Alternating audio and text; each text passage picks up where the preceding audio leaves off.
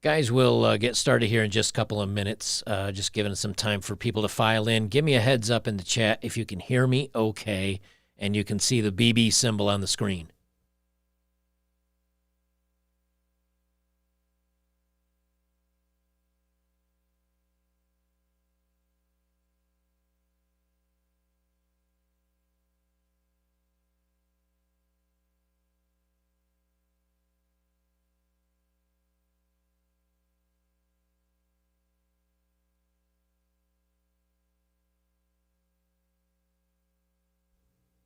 Give me a heads up. Can you guys hear me okay?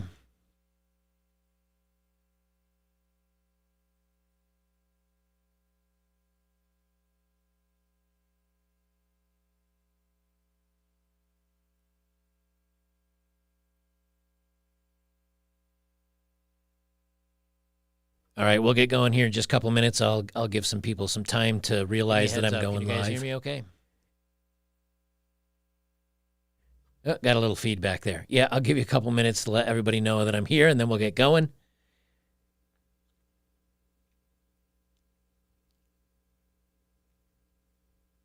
And I always forget there's like a 30-second delay, so I'll ask a question. Sometimes it takes some time to to see you guys responding. All right, Feral Android, let me know if you need any more additional help for moderation. Guys, you can talk about whatever the heck you want to talk about. That's just in case anybody decides to be an a-hole and spam the living hell out of the channel. So we'll get the video and the whole thing started in just a couple minutes.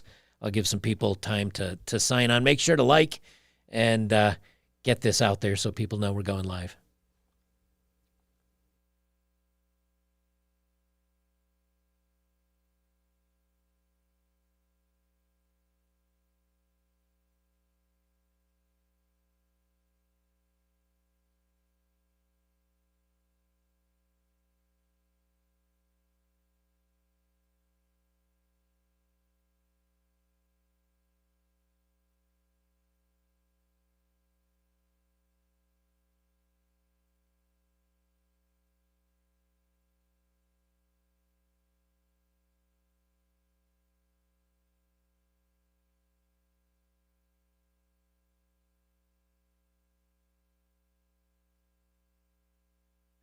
Once again, if you're just jumping in here, guys, we'll get the video and the whole thing started. I'm just waiting to see if we can fill a few more seats in the back of the theater.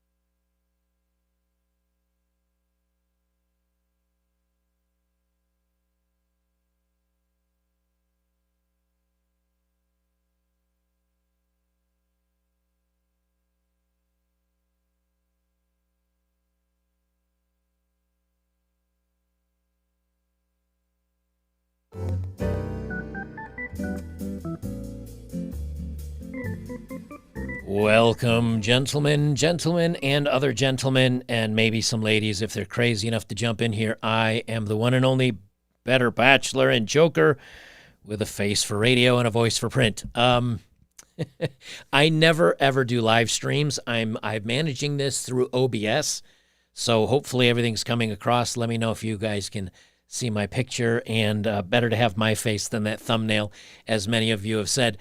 I've decided to do live streams here because I do them on locals, and I'm going to do locals only. So if you guys are not a supporter over on betterbachelor.locals.com, feel free to join me over there. It's like 13 cents a day.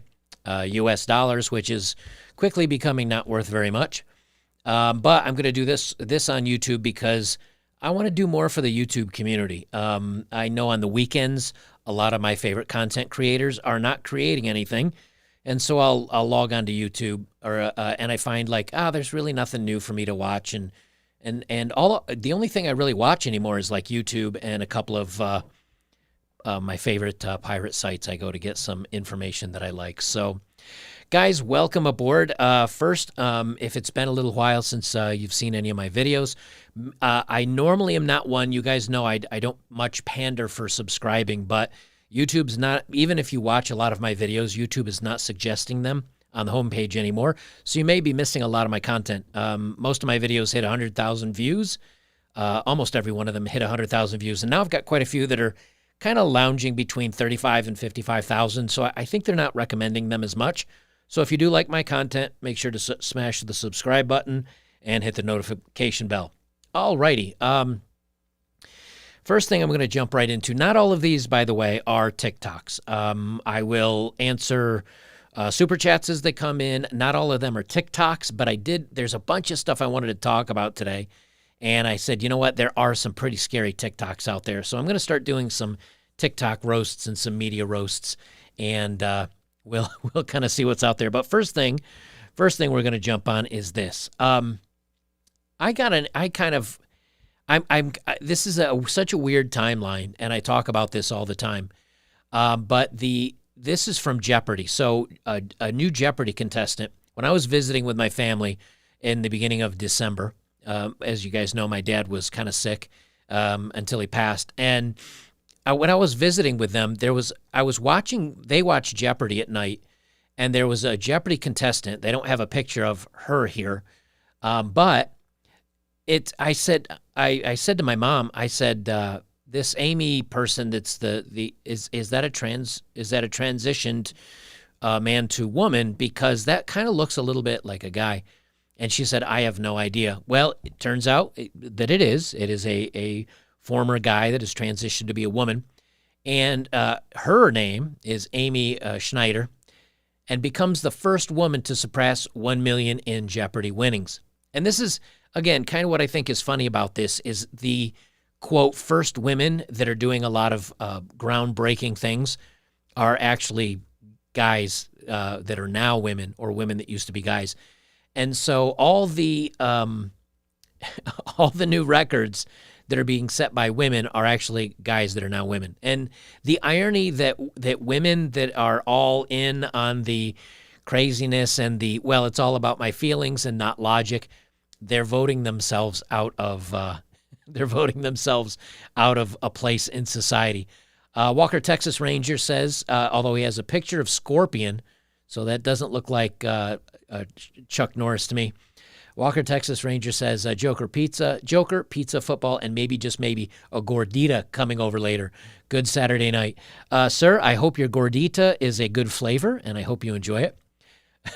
Professor and the Rock Era says, $50 to me. Sorry about your dad. We're still in Mexico. See you in Locals. The Professor. Yes, I will be uploading this to Locals after it's done. Again, I'm doing the live stream here on YouTube because I just want to get kind of this out there to more people, but I'll be doing one-off stuff over on Locals as well. And Mitchell Leonard says, once again, men make better women than actual women. Exactly my point. Exactly my point, that the new Stunning and Brave women that are taking all the records are dudes that have decided, hey, you know what? If I can be a woman, I guess I will, because it's easy street. I mean, that's not the reason they're determining to become women, but they get on easy street. And I saw this tonight. This is literally from like an hour ago, posted by Clay Travis over on Twitter. So if you guys remember, there was the Leah Thomas, who is the transitioned now female that was a male swimmer that was beating all the records for the University of Penn, or Penn State University. Well, guess what? That swimmer, Leah Thomas, who's been breaking all the women's records, the woman that used to be a guy, guess what? She got beaten in the latest race, believe it or not. And who beat her? Well, Yale's Yale's transgender swimmer in a hotly contested women's Ivy League 100-meter race. So now the top record holder, quote, female, that was breaking records, just got beat by a different trans individual. And stunning and brave. So now first place is a female that was a male. Second place is now a male that was a female, but is still swimming in the women's league, even though she's now a he. Are you getting confused yet? So now third place is the actual biological woman, where first place was a man that was a woman, and second place is a woman that was a man, and third place is just a woman. This is what you get. Roger Ulferdernar, the third percent sign, $5 says TikTok is a dumpster fire. Yes, it is. Everything's a dumpster fire. That's why I say you better enjoy this timeline. You better enjoy this timeline because there is no other one. This is not the multiverse. So I wanted to read this story a little bit. And I know we'll get to some of the TikToks here, but I just have a bunch of different funny stuff that I want to go over. And let me zip this out just a little bit. So the trans UPenn swimmer Leah Thomas is crushed twice in an Ivy League women's swim meet by a Yale competitor named Isaac Hennig. Now, Isaac Hennig is now a male who was a female, but is now a male who is competing in the women's swim meet against other women and a woman that was a man.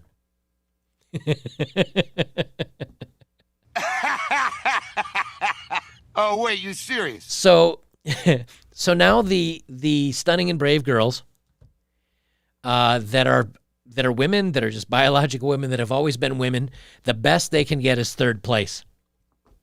You lose. Good day, sir. Good day, sir, and or madam. So the Yale swimmer Isaac Hennig easily beat out his opponents. Now, remember, this is a ladies' swim meet. This is a women's swim meet.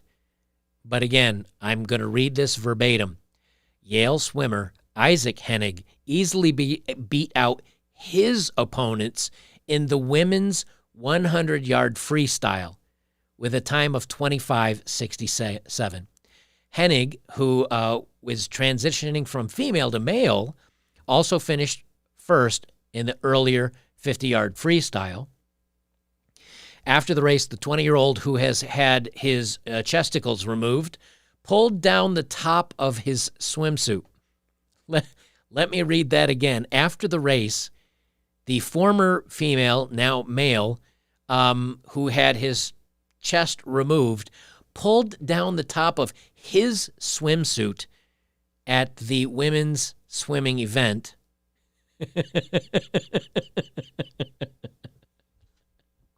I don't think so. I don't think so. I don't think so, sir. If any of you are confused,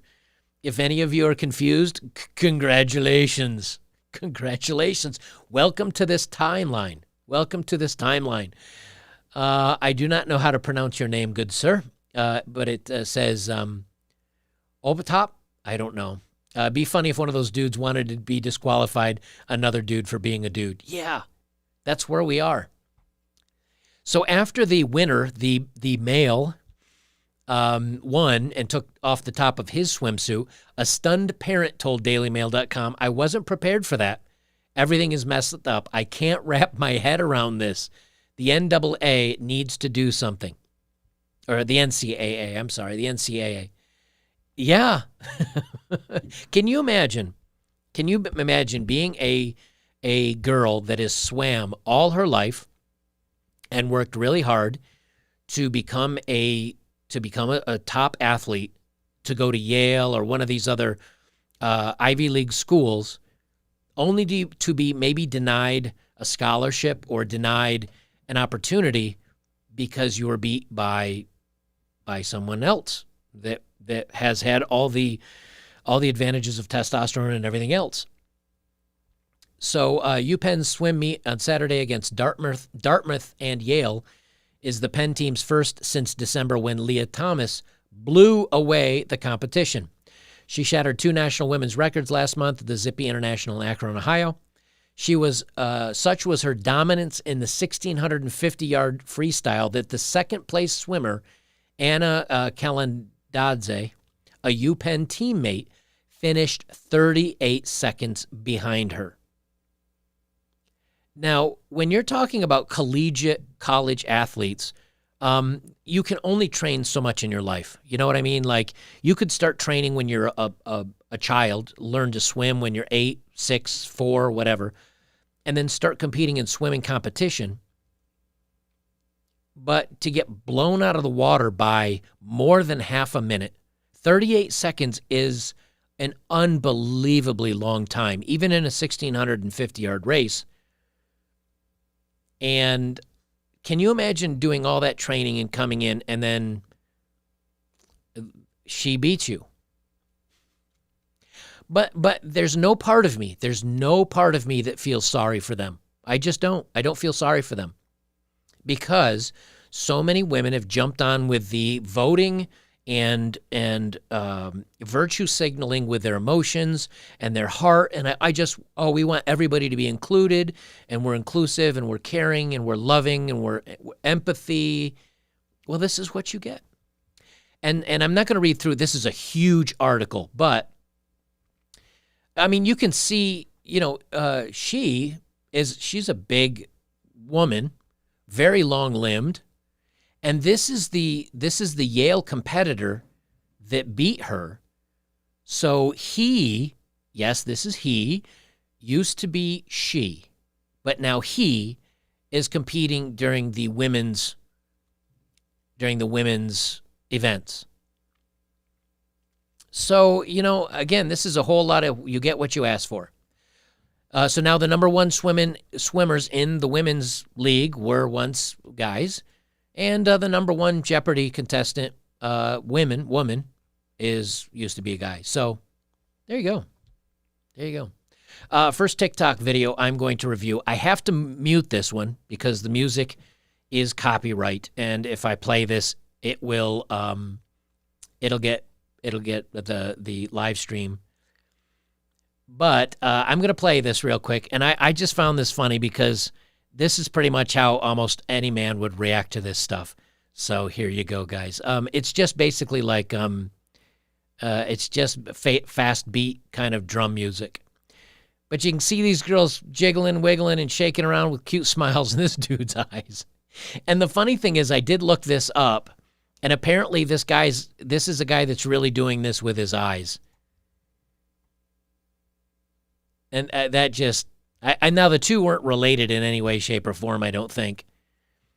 But the fact that his eyes are going all cross-eyed and across the place, and I'll say this: they're both very cute girls. I can't blame his eyes for going all over the place. But good times.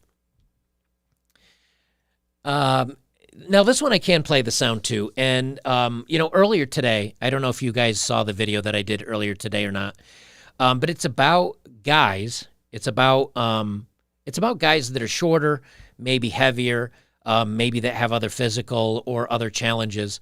And is it possible for them to date? I mean, do they still have a chance, or is it just, forget it? I mean, is it totally black pill time on that stuff?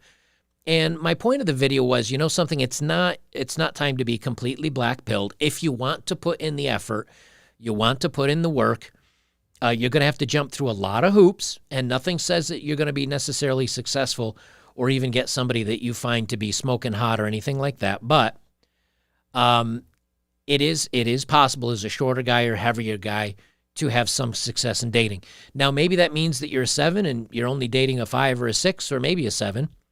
Maybe that means that you do have to have a pretty fancy car or have good money. It's a pretty good video, and I make my points very clear that it is possible on there, but it's going to take some work. If you haven't seen that video, go check it out. But I want to show this video because, every once in a while people think like, something, I've got it so rough. I've got it so bad and life's not fair, and you go completely black pill. I wanted to show this video because this is a video of a homeless guy. And this, I forget if this was in Brazil or if it was in Colombia. Somebody snuck this video of the guy. And I wanted to kind of point out that even if you think things are rough and you think that you've got a bad life, number one, imagine being this gentleman where your only friends are two other stray dogs that you take care of and hang out with. You're homeless, you don't have a home, you don't have anybody else in your life, but he was able to friend two of his dogs. Wisda Vision Production says, what's up, Mr. J? Hope you're doing well tonight. Also, can a brother get a mod wrench?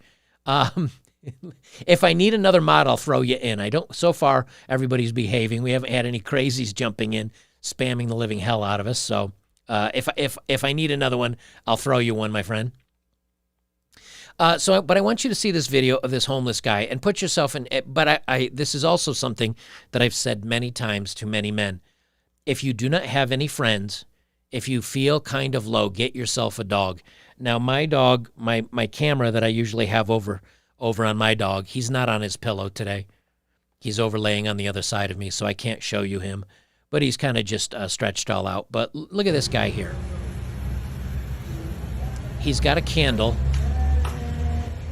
He's singing happy birthday to his two dog buddies there.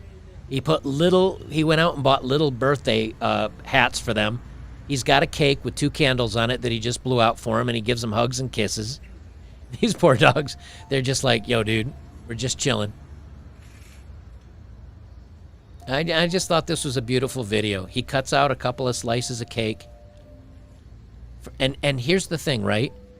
He gives the dogs the cake first. I think that's kind of beautiful. So he serves this dog up his piece. And he's got plates and everything. Like, this guy's doing it right. And the other dog even looks like he's waiting for the next dog to get his piece. So my man that's and this was on a post that I found that said somebody had said that this was a homeless guy that was they had a couple of other homeless dogs. And I thought this was a beautiful moment because, number one, the dogs, there's no collars on them. They're not leashed to him in any way, shape, or form. They're just chilling next to him. And you can see he's got a cake, and he's taking care of them and treating them well. Matthew Smolacombe says, thank you for your work. Thank you, sir. And Mitchell Leonard says, that video with the 2 dogs is enough to make a grown man cry. The first time I saw this, I did well up a little bit. I was like, man, that's really sweet and beautiful. For many different reasons, and I'll explain why in a second. Steve says, hello from Pittsburgh, Joker. You are the man. You help me out a lot. Joker, to focus on myself, all I get is games from women. I'm done. Yeah, it's all fun and games nowadays. Good. Whether you agree with some of the stuff I say, whether you disagree with some of the stuff I say, the whole point of this is to make you think a little bit, is to maybe give you a different view of the world. And so here's what I liked about this video, okay, is that, number one, it shows the compassion of a man. Here's a guy that's homeless. He's down on his luck. He obviously doesn't have a lot of money to spend, but he chose to buy cake and give a pretty decent portion of it to 2 stray dogs that just spent time with him. And so that does show you the compassion of man to give something to animals that really, they aren't really his, I don't think. They just spend time with him, and he's thanking them. The other thing is these 2 dogs without leashes, without collars, he doesn't need to leash them to anything. They love him, and they respect him, and they like spending enough time with him that they just choose to hang out with this guy. And even if you say, yeah, it's because he's giving them food, doesn't matter. He's given them food, they give him affection. That is a symbiotic relationship, and I think that is absolutely beautiful, and I think that's awesome. Let me make sure I don't miss any chats here. Wizard of Vision Production says, I'm 5'4", and even my ass got a piece of action here and there. It's definitely possible, but with an insane amount of work, but temper your expectations. Yeah, I know a lot of people, when I was reading the posts, the comments below that video that I put about short guys dating, a lot of guys saying, oh, yeah, but you need money and you need this, you need... No, it's possible that if you're a funny, interesting, and charismatic guy, you can. But nowadays, I got to be honest with you, things have changed a lot nowadays. Things have changed a lot nowadays, because when I was a lot of your guys' age, you know, in my 20s, 30s, the social media, the dating apps, as a matter of fact, if you did computer dating, you were kind of thought of as an awkward nerd, that you weren't able to get women in the real world. And so the fact that you had to go onto a computer to get them was kind of shamed a little bit. But nowadays, I think the study I read was something like 60% of everybody dating today meets on dating apps, which means 40% maybe they're meeting on Facebook and Twitter and other computer-related services, and maybe only 10 or 20 or 30% are meeting in the real life or through other friends. So things are different now. But I'll tell you, if you get off the dating apps and you meet people in real life and you go and have fun in real life, there's a lot of women out there that'll say, hey, I want a man that makes 6 figures, and he has to be tall, and he has to do this, and he has to do that, and he has to do that. Those are women you don't want to date anyway. Those are women you don't want to end up connecting with anyway. So the fact that you see a lot of that on the dating apps, that doesn't mean that that's all women out there. So I want you guys, the last thing I want is, if you've never had any luck in dating, that you just say, you know what, it's not for me, screw it, I'm out, never did it, never going to do it. I really think it's good to try to go out there and give it a shot. There's nothing wrong with giving it a shot. There really isn't. There's nothing wrong with going out there and trying it. Learning to talk to women and learning to talk to strangers and learning to be yourself. Even if you don't use that in dating, I've found that it's worked in making friends. I found it's worked in getting rides when I was walking and hitchhiking around Iceland and Norway and Sweden and in Amsterdam, hitchhiking in those countries. When somebody pulls up to you and rolls down a window, and you can comfortably, to a complete stranger, said, hey, how's it going, man? Yeah, just doing this and just looking for a ride, maybe as far as you're taking me, whatever works. Having that ability to talk to strangers, it goes a long way. Well, if you use that in the dating world to get started, there's a good chance for it. All right, here's another one. This is not a TikTok. I'll do a couple more TikToks here in a minute. But this is another thing that a lot of times we talk about, chads. Oh, these chads getting all the women. These chads being the dude bro, the a-holes. But I'll tell you something funny. Most of the guys that I've met that are, pretty beefy dudes in the gym, if you're just nice and pay them a little bit of a compliment and are nice to them, like, dude, man, your traps or your biceps, can you kind of run me through real quick? And I did this actually. Let me take this back for a second. When I was in Florida over last February or March, before I left Florida on the bus, I was going to the gym, and I've always really had trouble developing my pec muscles, my chest muscles, because I do bench press and I do a lot of the other, what I felt were isolated lifts, but I was really struggling with getting my chest workout. And there was a guy that came in, and he was a pretty beefy dude, and he always had his his AirPods in, and kind of ignored everybody, just worked in really hard and left. And one time I just waved my hand in front of him, kind of got his attention. I said, hey, man, I just got to ask you, like, your pecs you've got really good definition on them. How did you gain mass on your pecs? Because I'm going at this and I'm not having much luck. My diet seems to be in shape. I can grow other areas, just struggling on my pecs. And he's like, oh, yeah, here's the kind of the cycle I go down through. And he took 10 or 15 minutes to show me isolated pulls and incline bench and a bunch of different workouts. And you know something? I actually started getting a little bit of results. He wasn't a jerk. He was a really nice guy about it. So this is a post that I saw online, and I wanted to share it with you guys. It says here, this is from, I guess, what would this be? 4chan, 8chan, whatever it is. It says, first time in gym, my very first exercise is bench. Next to me are some Zoomers.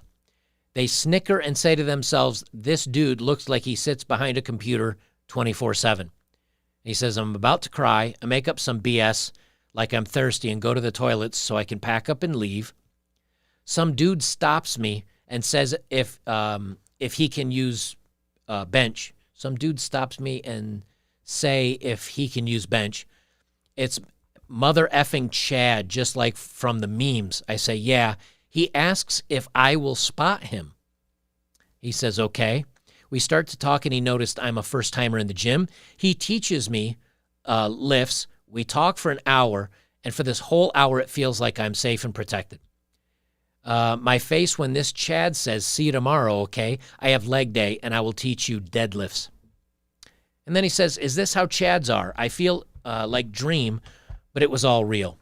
And then he shows this this comic here. You know, the reason why I like this is because, number one, yeah, some Chads are Chads, and some Chads are dude bros, and they're a-holes. But just because a guy packs on a lot of muscle, he might have been the awkward, nerdy guy 3 years ago or 5 years ago. Have you guys seen a photo of Carrot Top? Do you guys know who Carrot Top is, the comedian? He got made fun of. Let me bring this up here. I'll do this on the fly. Look, I put in Carrot Top got jacked. This is Carrot Top, that old awkward comedian from way back when. Right? And he got made fun of. And he was like, yeah, you know what? I'm going to get jacked. And he got completely jacked. And here he is. Like, he looks like the girl from Wendy's if you look at his hair. He looks like the billboard on Wendy's. But he got completely jacked. But before that, and if you go back and look at some of his older stuff, he was like a skinny guy, kind of goofy looking, crazy red curly hair sticking out of his hair or out of his head. He might have been that guy a while back. So the reason why I tell you that, guys, this is number one, don't let other people making fun of you take you out of your course. Like, this dude was feeling totally down and totally out because some Zoomers were making fun of him. Never let somebody else making fun of you take you out of your course. Like, if it's your course, you go for it. And number two, don't assume that the guys that are jacked or have muscles or maybe driving the nice car, don't assume they're a-holes, because a lot of the times they were your average guy that said, you know something, I want to feel better about myself. I want to look good. I want to be stronger. I want to get healthy. Whatever reason they did it for, and they just decided to get jacked. It's just like somebody that's really good at math. It doesn't mean that they're a certain way in life. So I like this comic because it was kind of like just sharing that, hey, you know something? Never judge a book by its cover. And we guys get that a lot. Like, many of you know, hey, you know what? Yeah, I play video games, but I feel like I'm a decent human being that isn't shy or awkward just because I play video games. Or other people may be introverted a little bit, but that doesn't mean that they're shy or don't have anything to offer. So I like this because it kind of shows you not to judge people based on their books by their cover. Brett Rose says, your channel was the first one I found with information on what the hell was going on. Thanks for the beacon in the darkness. I think the destruction of our media and entertainment is really helping to open some eyes too. I agree with that. You know, what's interesting is that when I was younger, the news was kind of the news. And CNN and MSNBC and Fox News and some of the other affiliates, CNN was the first to do it, came out with 24-hour news. They're like 24-hour news, 24 hours a day, 7 days a week. The problem is there's really not that much notable news to talk about. And so to fill a lot of those hours, they had to start doing opinion shows, and they had to start grasping at a lot of stories that weren't really news, but they wanted to talk about it. And people were interested because it wasn't very exciting news. So what they started to do is embellish it. They started to get kind of crazy about it. And now they've gotten to the point now where the crazier they got, the more people that clicked and watched their content, but the more people that realized they couldn't be taken serious anymore. And they started to become kind of a joke. And then the more people that found them to be a joke, they stopped watching, so their viewership went down. And the only way that CNN, MSNBC, and some of these other 24-hour news channels could get their views back up is by going crazier and crazier with the stories. But the problem is you might watch them for that crazy story, but you would rely upon them less for everything else because you realize they were going crazy. And now they're to the point where if somebody says they take CNN or MSNBC or even a lot of the Fox opinion news as real news, I got to tell you, I think you're missing a big portion of what's really out there. Most of the people that I find that have really good news are private people that will look at a lot of different sources. So if a story comes out, they'll read it on Fox, they'll read it on Newsmax, they'll read it on OANN, they'll read it on CNN, they'll read it on MSNBC. They read it on all the sources, and then they try to pull together the truth out of all of it. It's getting very difficult. But those people are now showing you how crazy things have actually gotten. And I think you're right. I think it's actually good because it's opening the eyes to the craziness. Tom OK77 says, try again when it comes to the video controller. I'm not quite sure what you're saying there. Hey, I'm a video game player. I love it. Shattered Matrix Incorporated says, Jake here. I work as a bartender, and often what I hear makes me not want to date at all, despite that my job requires me to be social ad on top of false accusation and debt from it. Also 5'5", who laid a 6-footer. Okay, so yeah, being a bartender and being in that kind of atmosphere, you're going to have to put up with a lot in the clubs and from the patrons and from the women. And he says he's 5'5", and yeah, he's slept with a 6-footer. I myself have, I think she was 5'11" or 6 foot, and she was very attractive woman. It didn't last that long, but I wasn't into serious dating anyway. But the whole point being is that it can be done. I don't want you guys to lose hope. And same thing on this cartoon that we're looking at. Look, if you go into workout, if you go into to better yourself and get someplace in your life, don't let anybody shame you out of that. Don't let them take you off your course. And I think that's one of the things that I'm talking about. When you get comfortable in your own skin, somebody can make fun of you. Someone can, I went in there, I've got a 30-pound extra belly on me, and I went into the gym, and my normal workout shirts didn't even fit because they're tight around my waist because I got fat. No lies. I got pretty chunky when I visited my mom because her way of showing love to me is to give me food. Like, she likes to cook. And at the time, my dad was not eating much because he was sick. So she wasn't just cooking for her and my dad, but she was also cooking for me. And she was cooking extra for me because she knows how much I love to eat her food when I'm visiting. And Dad was barely eating. So the truth of it is I was eating mine plus an additional portion plus my dad's portion. But if I didn't eat it and I said, no, Mom, I'm full, I'm good, she would feel hurt because that's how she expresses her love. So needless to say, I became a fat boy. But when I went in, I've been into the gym before, and when you're standing next to a dude that's hulked out and you're sitting there with a dad bod going on, yeah, it's kind of a challenge, but you gotta hang in there with it. Let me tell you, don't let anybody else shake you off your dreams. MGTOW Mythic 69 says, should I let my girlfriend go to a frat party? Hell no. Hell no. Let's see. Where's my button? I don't think so. I don't think so. I don't think so, sir. No way, man. Unless you're going with her and you know she's not going to be drifting away from you. No, you don't let a girl go to a frat party. What's wrong? What's wrong with you? Never. Unless you want her to be your ex-girlfriend. Let's see. Nick Young says, all MSM is compromised. Bill Gates gave various outlets $305 million.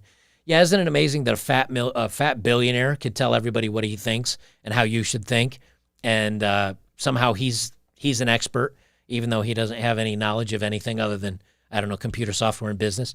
Kyle says, drink water before voice go bye-bye. No, I'm good. This is how my voice always is. But thank you, though. David Ramirez says, speaking of video games, have you played Skyrim Anniversary Edition yet? Yes, I have downloaded, and I have, as a matter of fact, I just finished downloading the Skyrim Anniversary set, or the Anniversary. But Joker Joker just decided to try VR. I just ordered a VR headset. I saved up many nickels to do so. I've been saving for several months, and I was going to get it for Christmas, and then I had everything with Dad going on. So I'm going to try Skyrim VR, but here's the thing. This is a tiny office, and I have my desktop in here, and I also have a laptop. So I'm like, well, I'd like to set up the VR in here so I can sit comfortably and game while I'm chilling. But there's a lot of games that, like the Beat Saber one and some of the other stuff, where you actually want to be standing up so you can duck and you can move around and you can swing your arms. So I think I'm going to have to take my laptop and put it in the other room where I have more room, which means that if I'm gaming in VR, I'm going to have to play Skyrim standing up. Maybe that's a good way to get me in shape, get my fat ass out of this chair. So yes, I will be doing Skyrim, but I'm going to be doing it in VR. Skylar Cameron says, being able to make fun of yourself is the greatest weapon of confidence and self-awareness. You're untouchable in any situation and control of the room. That's exactly right. Which is why when other content creators, for an example, maybe call me out on a video, maybe make fun of me a little bit. I saw a video the other day. Casual Bachelor was doing a roast of a woman, and that woman mentioned a couple of my videos. Like, I don't even care. Like, because whatever. It's really, it makes you bulletproof. And it's the best thing you can have for you is such confidence that you don't care when other people are making fun of you. You don't care when other people say things about you. Like, just keep going about your course. Let's see what else. Let's see. Mythic says, why should I be against her going without me? Why should you be against her going without you?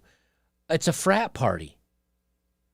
Let me read this one, then I'll get back on this. Sir Weed Bong Adventure, $2. Thank you, sir. Okay, so here's the whole thing. Okay, let me read the beginning of this. Okay, so Mythic69, should I let my girlfriend go to a frat party? And his follow-up question was, where did it go? Why should I be against her going without me? You do not, I don't know if you're trolling or messing with me or what, but you never, ever, ever let a woman go to a party that is filled with a bunch of alcohol and dude bros that belong to a frat without you. That's, I mean, you're putting temptation. I mean, you're sticking her being surrounded with temptation. She's young. She is a college person. There's very much the fact that most women that age like the attention, like the validation. And, yeah, I think you're risking it. I mean, go ahead if you want to. You guys are saying he's trolling, but hey, you never know, man. You never know. Some people are not the smartest. All right, let's do another TikTok here. Okay, to me, this kind of looks like a dive bar in the background. Because there's a bunch of like posters and stuff up on the wall here, like there used to be in a dive bar. And everybody that's dressed here kind of reminds me of a dive bar. So this is first of all, I want you to see the wait. Second, you know what? I'm just going to play it. And you guys can tell me what you think afterwards.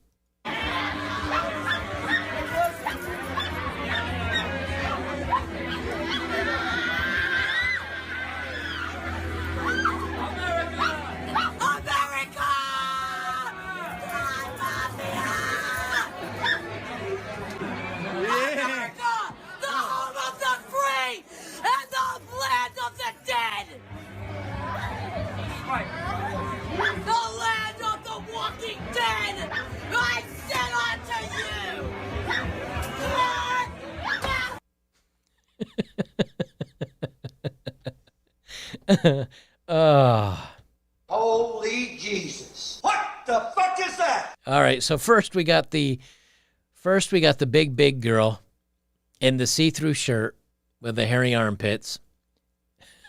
And then you've got this other little one here with a long blonde hair with blue streaks into it, barking like a puppy dog in what I don't know what this outfit is. Barking like a puppy dog while she's got a collar and a leash on her.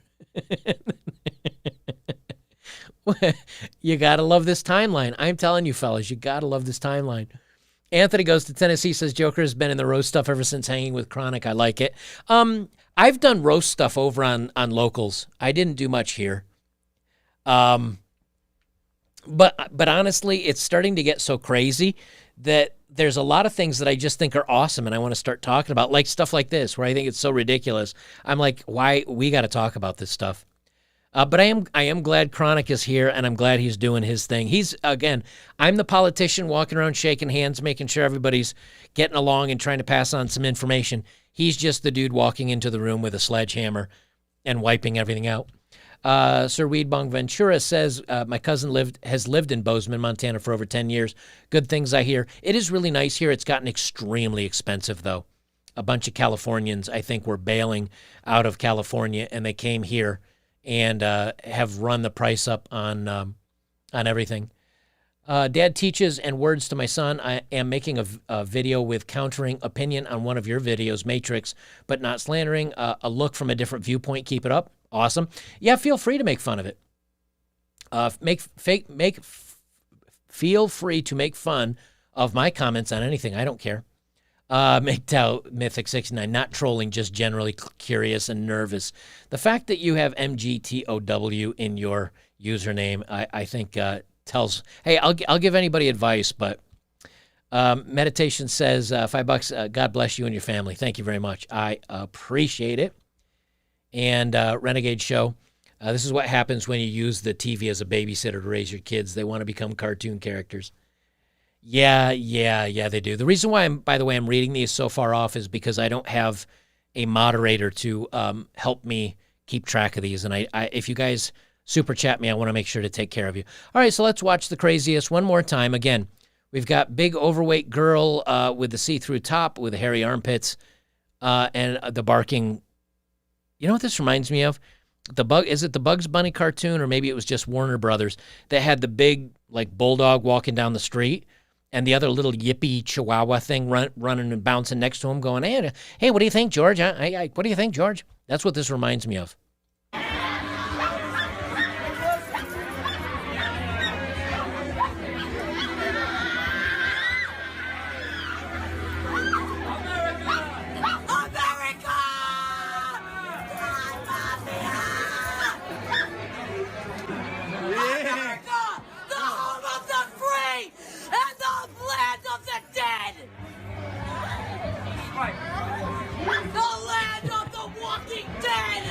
America, the home of the free and the land of the walking dead. And then you got, what I love is right here, you've got Quentin Tarantino looking like, dude, standing up here like, yeah. You know, the funny thing is these gals are getting all the validation they want. The problem is if you're like me, the attention you're giving them is not positive. You're just looking at them like they're carnival sideshow freaks.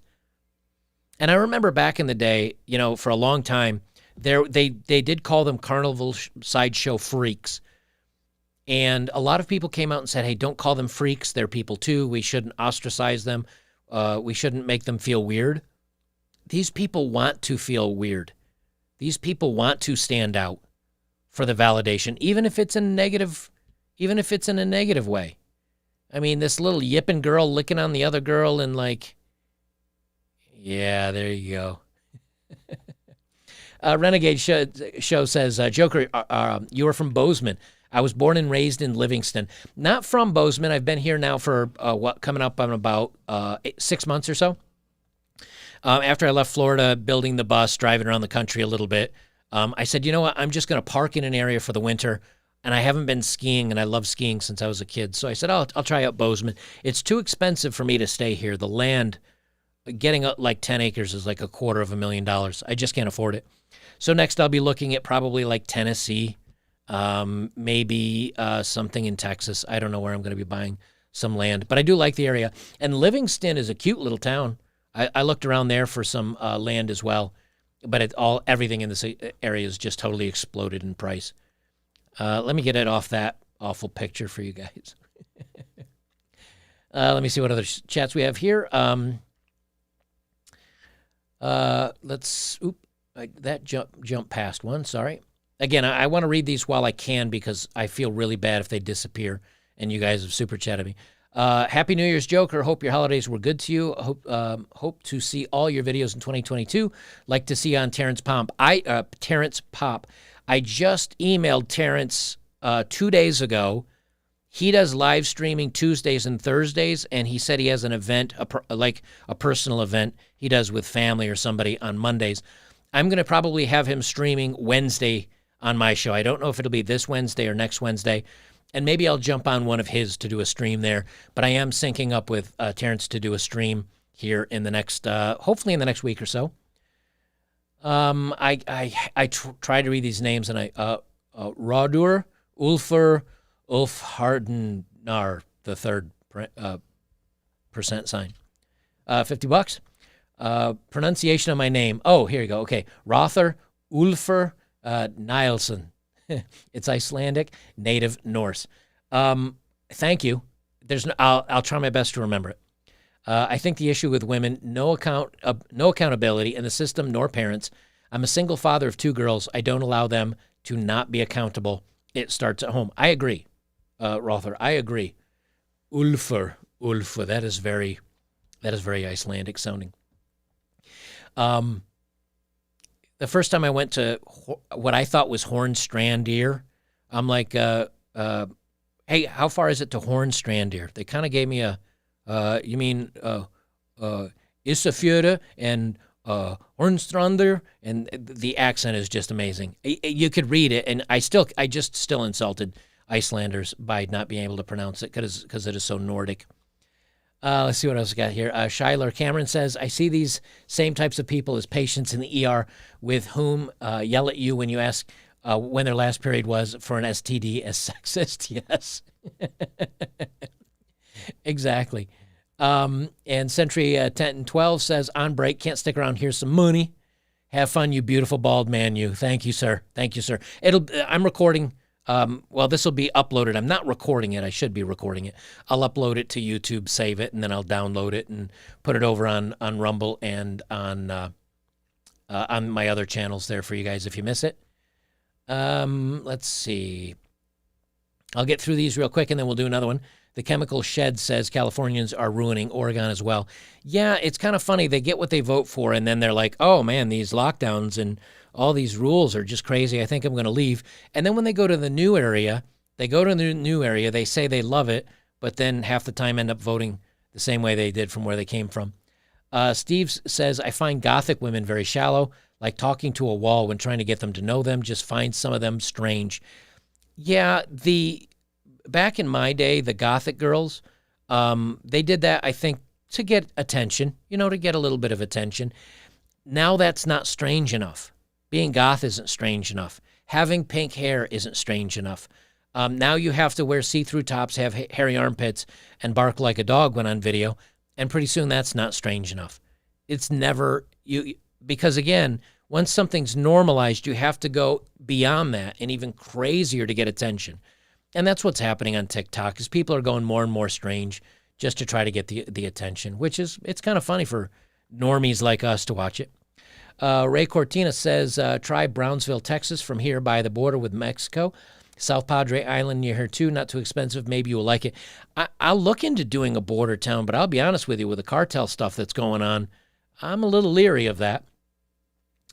Sweet Bong Ventura, again, says, finish your YouTube library while listening at work. Heard them all. Good and bad and local. Let's go, Brandon. Thank you, sir. Yeah, I've got like 550, closing in on 600 videos out there. So if you guys like my stuff, you can always go back in time and check it out. Jason Bravo says, Joker, glad to catch on. Let me try English. Oh, man, now I got to insult myself because I can't read. English, motherfucker, do you speak it? Joker, glad to catch you on a hoppin' Saturday night. Long-time listener, first-time contributor. Loved your stream with Undead Chronic. Keep up the good work. Keep roasting these crazies. Hit the gyms instead of the bars. Agreed. Yeah, I had a great time. I ended up doing an 8-hour stream over on Chronic. Like I did 2 hours for my show, and then I had to wrap it up because Locals only allows me to stream for 2 hours. And then he's like, dude, if you want to come back. So I ended up ending my stream, grabbed the dog, went out for a walk, and then I went over and talked to Hammerhand, and We had like a 6 or 8 hour stream. He got trashed. He was drunk by the end of it, and I was losing my voice. So we had a fun time. Ulfer says, see, I told you I wouldn't be able to remember how to pronounce it. Let me try it again because I appreciate you, man. I'm going to try my best here. The old one's already scrolled away. I have such a hard time pronouncing this stuff. He says it's one of the hardest languages on the planet. My family butchers it too. I was laughing over here. The show's awesome. Keep it up, brother. You're welcome. Ruder Ulfer. The last part, Rodolfo. I got nothing. Sorry, man. Don't mean to insult. It's very difficult to remember this stuff. All right, let's move on to another one. All right, this is Brian Young says, let's go brand men press 1. Let's go. Here's the thing. You don't even have to necessarily be a huge Trump fan to say screw JB, like screw Joe Biden. Because I'll tell you, it's bad out there right now. All right, so here's my thumbnail. Here's my thumbnail. And thank you, Shadow the Falcon, for your message there. I appreciate that.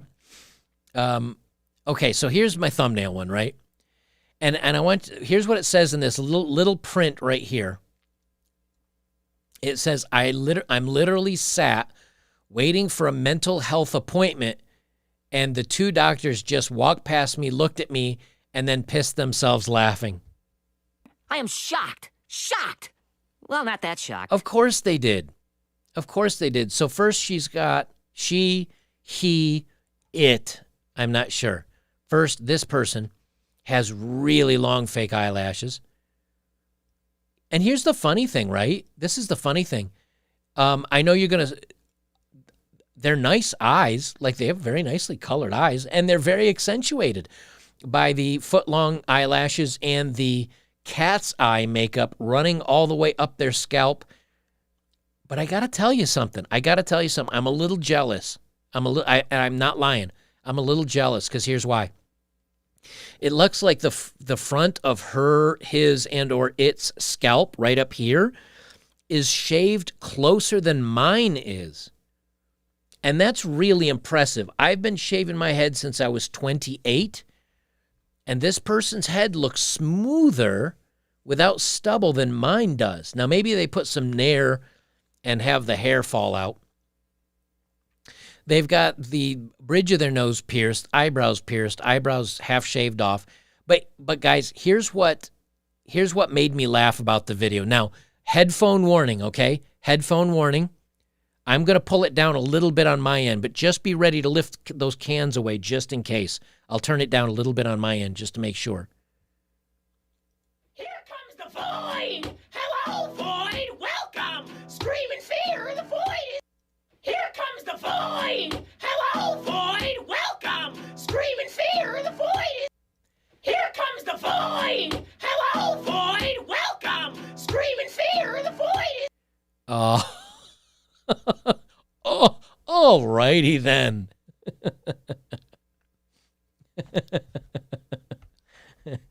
Oh, man. I don't know what's better, that awful, awful song being overlaid. These eyes right here. And here's a rule of thumb, guys. If you can see whites of the eye on 3 sides, okay, that when people are talking and they're opening their eyes and emphasizing, and they open their eyes like this, you can see the whites above and on the left and right side. That is a good indicator that there is something wrong with this person. And if you don't believe me, look at Ocasio-Cortez's eyes sometimes. Because when she's emphasizing, she's got her eyes really big. That's not a good sign. That usually means crazy town. And again, I'm not trying to get political, but just crazy town. But here's the thing. Okay, so mentally ill people. Let me just snap this back for some of you younger people that didn't know this. Back in the day, we used to have insane asylums. Okay? Let me make sure I'm not missing any super chats here. Kyle says, "Oh God, it's back." $2. Thank you, Kyle. Let me just make sure I'm not missing any super chats. Oh, Rother Ulfer Nielsen. There it is. Okay. Thank you, Rother. I really hate mispronouncing people's names. Let me make sure I'm not missing any others here. Coach JR, hey, Joker, you've become on par with CGA to me. You got great content. Let all these idiots ruin themselves while we prepare for the collapse. How can I be on par with CGA? I am so much better than Coach. No, I'm kidding. I'm kidding. Coach was one of the first creators that I watched on YouTube as I was just getting started out as a young content creator. Coach is like OG. Coach is the man. I love Coach. I need to do another live stream with him. Dad teaches words to my son. I might accidentally shoot that if it came out of the shadows near me. Dude, no kidding. Like, that is creepy, like a spider creeping out of the bushes, kind of creepy. That is some, like, nightmare fuel right there, seriously. That is nightmare fuel. No lies.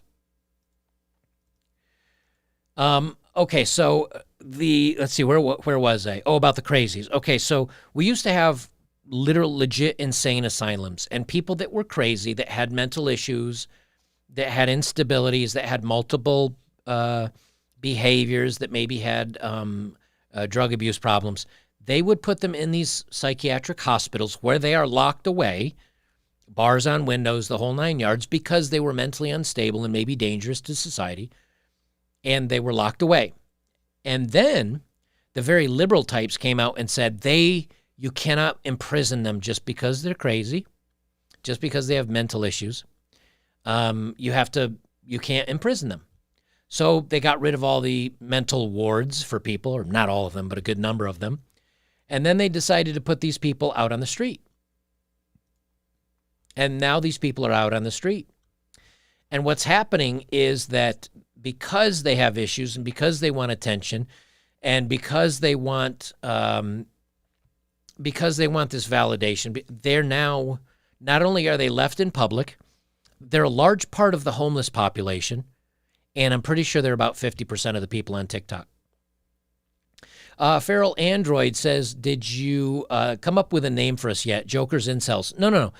I've decided, so those of you that didn't join me in my last live stream, I said, hey, let's come up with a group name for kind of because Chronic calls his guys the War Band. He says, hey, welcome to the War Band. And he calls Coach Greg Adams. He says that, what does Coach say? Welcome to another video. Coach Greg, the Coach Gang, I think, right? I think he says Coach, the Coach Gang. So I decided, hey, you know what? I'm going to have a little group here. We're going to call it the Brotherhood. Not Bachelor anything, not Jokers anything. You guys do not belong to me. You're not my army. You're not my go get them gentlemen while I sit on my throne drinking my Crown and Coke. No. I'm not leading anybody. We're just going to be called the Brotherhood because I like the idea of all of us are brothers in this. I am no greater than anybody else in this room. I just happen to be the one with a microphone and the beautifully shaved head. That's all that separates me from the rest. So we're going to call it the Brotherhood. So that's Salty Apostle says it's called Sanpaku Eyes. Thank you, sir. And Mythic69 says, is there any hope of a girl committing to just you? Yeah, maybe. But I wouldn't invest anything into that. Hope for the best, plan for the worst, I think, when you talk about women committing to a guy, because if women really committed to one guy, there'd be no divorce. There'd be no such thing as hypergamy. Steve says, you do MMA, Joker? I did judo. Yes, I am currently taking jiu-jitsu from Kron Gracie, which is, he's the son of, not Royce. He's the son of which Gracie? Or not Gracie.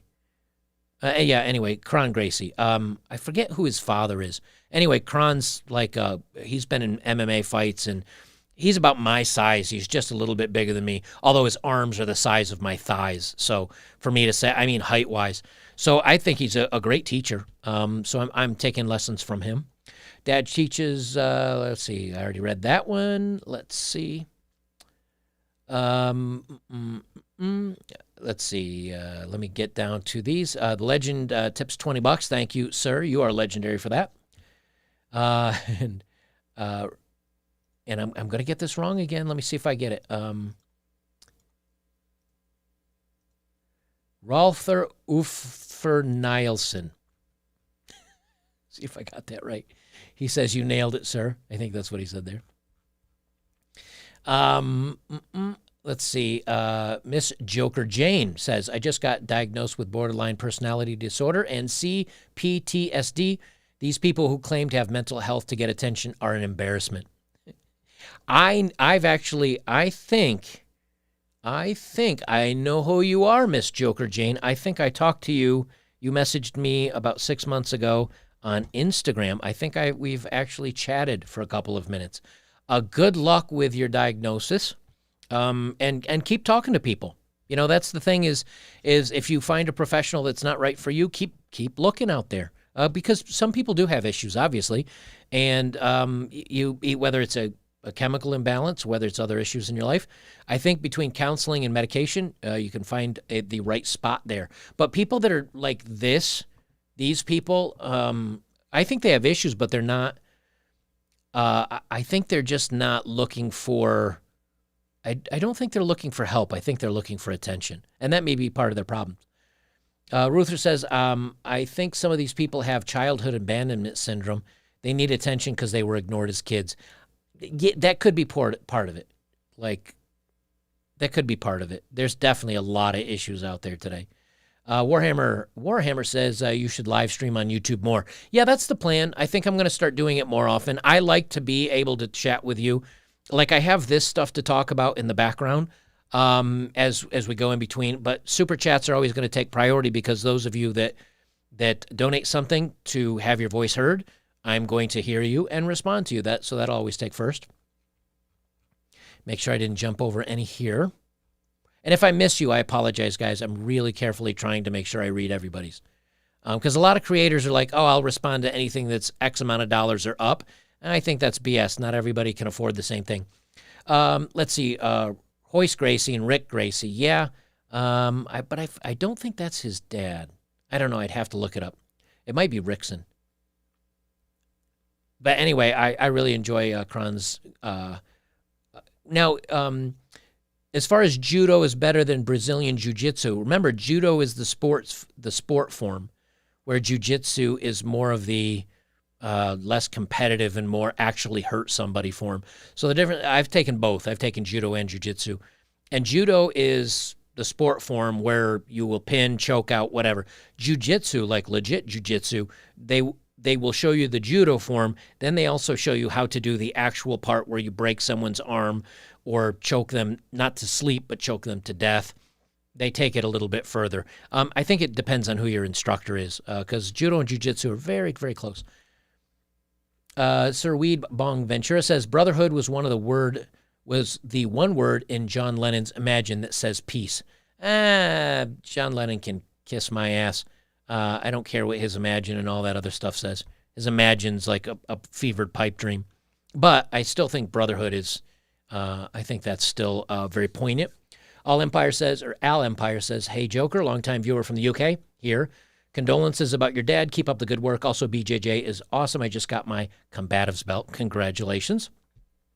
The UK, you guys are up late, man. It's like 2 a.m. over there. I think you guys are like 8 hours ahead of us. Oops, I just jumped past a couple there. Rabbit Klein says the Brotherhood has an idyllic connotation to it. Could make CNN panic for a day. Yeah, but you know, what about the Seminole Order or the Liminal? Oh, not the Seminole Order, the Liminal Order. My bad. Oh my goodness. Yeah, Jack Murphy's the Liminal Order. Anything with order in it could also sound the same. Mitchell Leonard says, speaking of insane asylums, there is a large complex near where I live. It's called a hospital for the medically insane. Well, I mean, they do exist, but not like they used to. Let me make sure I get caught up on these. Shyler Cameron says the problem with all these people is lack of purpose, and it's not from lack of handouts or food. How ridiculous is an obese homeless person? Shaking my head. Yeah, you're not kidding there, man. And Brian Bradley says, Joker, I hope you're feeling awesome. I run a totally free, no gimmicks exercise program. All my brothers, let's lose weight. 13 weeks to wellness. Brian, I am going to be losing weight. I don't think you guys should attach it to like a New Year's resolution. I think you should just do it because it's healthy, and you should do it. Let me make sure I don't miss any super chats. So I need to do it because, number one, I'm cheap. I'm just cheap, and I don't want to buy new clothes. So when my pants start getting a little tight, I just decide to lose weight so I can keep the same old clothes. All right, this was another TikTok video. I like this one. I found this on TikTok, and I also found it on Twitter. And this is one of the things that when my father, quick thought intervention. When my father came home, and I was probably the size of this little girl when I was like 2 or 3, maybe 4. Actually, I was the size of this little girl up until I was like 17. I was a very small joker. When he would come home, I'd ask him to give me a ride on his shoulders. And he would lean over and pop me up on his shoulders, and then he'd go dancing and walking around the house and up and down the stairs, and he'd sometimes grab me and pretend like I was an airplane flying around the house. And I think I was, 3 or 4. I wasn't very old at all. But here's the thing I do remember. I remember this. I remember him doing fun things. I remember him making me laugh. I remember that flying like an airplane or giving me a shoulder ride around the house after he just got done working an 8 or 10 hour day. And I was tiny. Something you wouldn't think would stick with kids. But I want to give this guy mad props. Here's a dad and his little daughter, and he's got her watching the big screen TV, and he's giving her a roller coaster ride.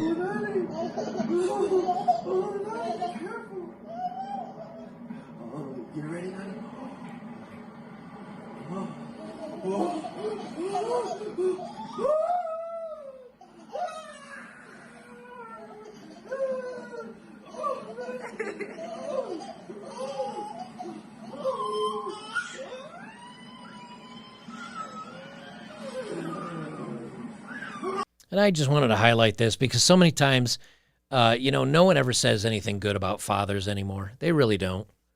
Patriarchy and men bad and mansplaining and manspreading and all the other negative men stuff. But I wanted to point this out because this guy was being a good dad. And I bet you that little girl, even though she's young, maybe 3, 4 years old, I bet she remembers that memory because I remember my dad doing stuff like that for me. And that was a win, but even though I'm doing some TikTok roasts, hey, we got to throw some wins in there somewhere. And I think that dad is doing a good job. That was awesome. Shay Birmingham, thank you very much for the tip, good sir. King and Crimson says, thanks for sharing all your knowledge. Would have really liked to have all the info you share here 20 years ago. Let me tell you something, man. I wish I had this info 20 years ago as well. And I mean that legit. Like I have it now after being divorced and after doing my travels and after having a lot of experiences, both good and bad, in dating and relationships and everything else.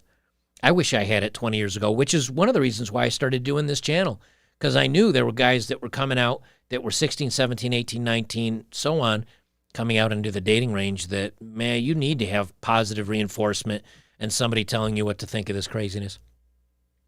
Robert Burton says, hey, Joker, love your balanced look. Any thoughts on behavioral sync experiment and where we are in that timeline? Thanks. Let me make a note of that. Maybe that's something that I can mention in another one. The behavioral sync. I'll look into that and see. I know I've done like the Solomon Asch conformity experiment. I know I've done the mouse paradox or the mouse utopia. The mouse utopia. I did that like last year or the year before video. And I've done a couple other experiments. I only do maybe one experiment video or one video about the various experiments every, 3, 4, 5 months. But I'll look into that and see if I have some thoughts on that one. Thank you, sir. Let me see what other ones here did I miss. The AV Network guy says, shout out to you, Joker, the Brotherhood, and the Coach Gang. Thank you very much. I don't know. I think I like the sounds of the Brotherhood. Like we're all in this together. And let's see, does that catch me up? Okay, yes, that catches me up. All right, let me jump on to the next thing here. All right, this one's been around for a while. I know many of you guys may have seen this. But I found out something after the fact, and I didn't know this. And I looked into it, and now I've got some information to share with you before the video. Oh, the behavioral sync is the Mouse Utopia experiment. Yeah, okay, so yes, I did a video on that, and my thoughts have not changed. Like, we're right in the middle of it. The beautiful ones are the ones that are going crazy and preening themselves off to the side. And there's lots of the young ones have gender dysphoria. I mean, I still think I'm spot on in that video. If you guys haven't seen it, I don't know if I did a tag, but it would have been just about a year ago. I think I did it in the spring. So maybe in the spring of 2021 or 2020. I don't remember which one. Dad teaches words, and to my son, our channels aren't about us Xers hitting 50. It's about hopefully reaching out to the sons of the Xers. Keep it up. Yep, exactly. It's too late for me. Save yourselves, gentlemen. It's too late for me. Yeah, we've been through the pain, so now we're helping the you young bucks avoid it. Steve says, check out Street Beefs on YouTube. It's a backyard fight club. Scarface runs it. Italian Tyson versus J-Rock was a good fight. That's called Street Beefs. Okay, let me write that down. Street Beefs. I'm always into something interesting. Street B-E-F-S, Street Beefs. All right, yeah, I'll look into that. Okay, so this video you see on your screen here, this is so women were offered, I think, either a sale or a free pair of underwear to go into, it was either Pink or Victoria's Secret or some shop like that. And they were offered a buy one, get one or something or other for underwear.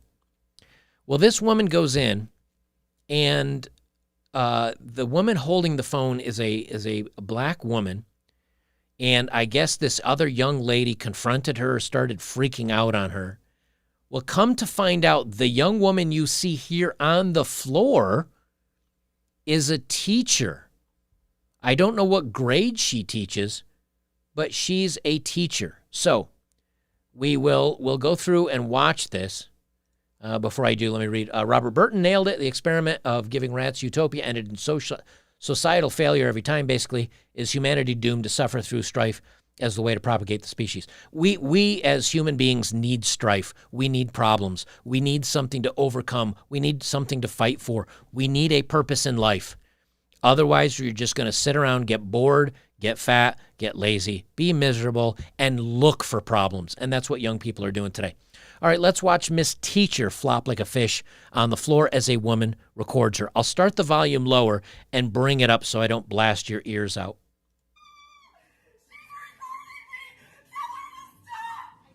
You keep lying saying I'm threatening you, so I'm recording to protect myself.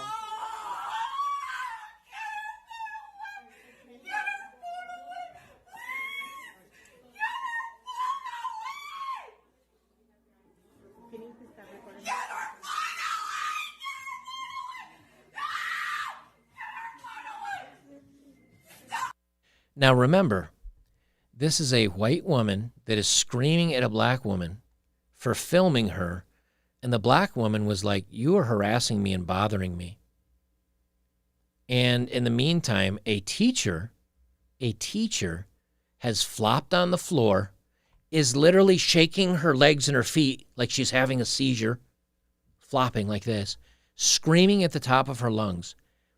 And this is the well-adjusted adult that they have teaching children today. Let me tell you something. I don't care if you're a lefty, a righty, a centrist, an authoritarian, a free-loving libertarian, whatever. You don't want people that are mentally unstable nutsos teaching your children. And if this is who they're allowing to teach children, I'll tell you right now, you got two choices. Don't have kids, or homeschool them, or put them in a private school. This is a teacher, y'all. Yeah. Crazy lady. In case she attacked me and try to say I attacked her. You cut. Look at this. Get away from me! Oh, y'all better get this lady. Now, hold on. I want to back this part up because this made me laugh, okay? This made me laugh, and this reminds me of what's going on in our society today, okay? Imagine this scenario. A woman is chasing after you saying, get away from me, but she's coming at you. Does that make any sense to y'all? Does that make any sense? Someone coming at you saying, get away from me. But that's exactly what she does. Watch this. I attacked her. You cut. Look at this. Get away from me! Oh, y'all better get this lady. Get away from me! You gonna? You're look at this. Get security. Get the fucker. Security. Look at this. Yes, can y'all get her away from me? Get her away from me! Oh, have mercy. Now, let me just say I love this black lady because she's like, Lord have mercy, get security. Get her away from me. And she's laughing.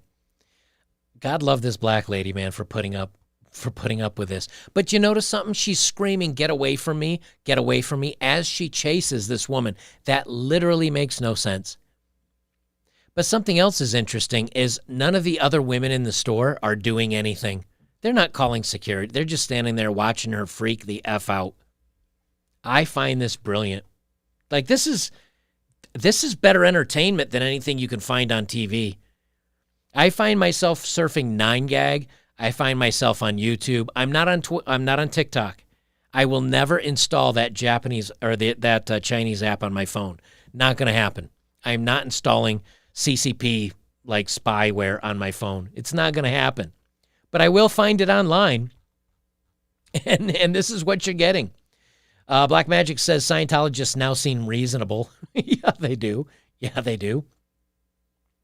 Tired Leader says, any thoughts on Bernice King being a constant shill for the far left? Thoughts on government releasing UFO the last year? Much love, my dudes. I'll be honest with you. I don't know who Bernice King is. I'll be real honest with you.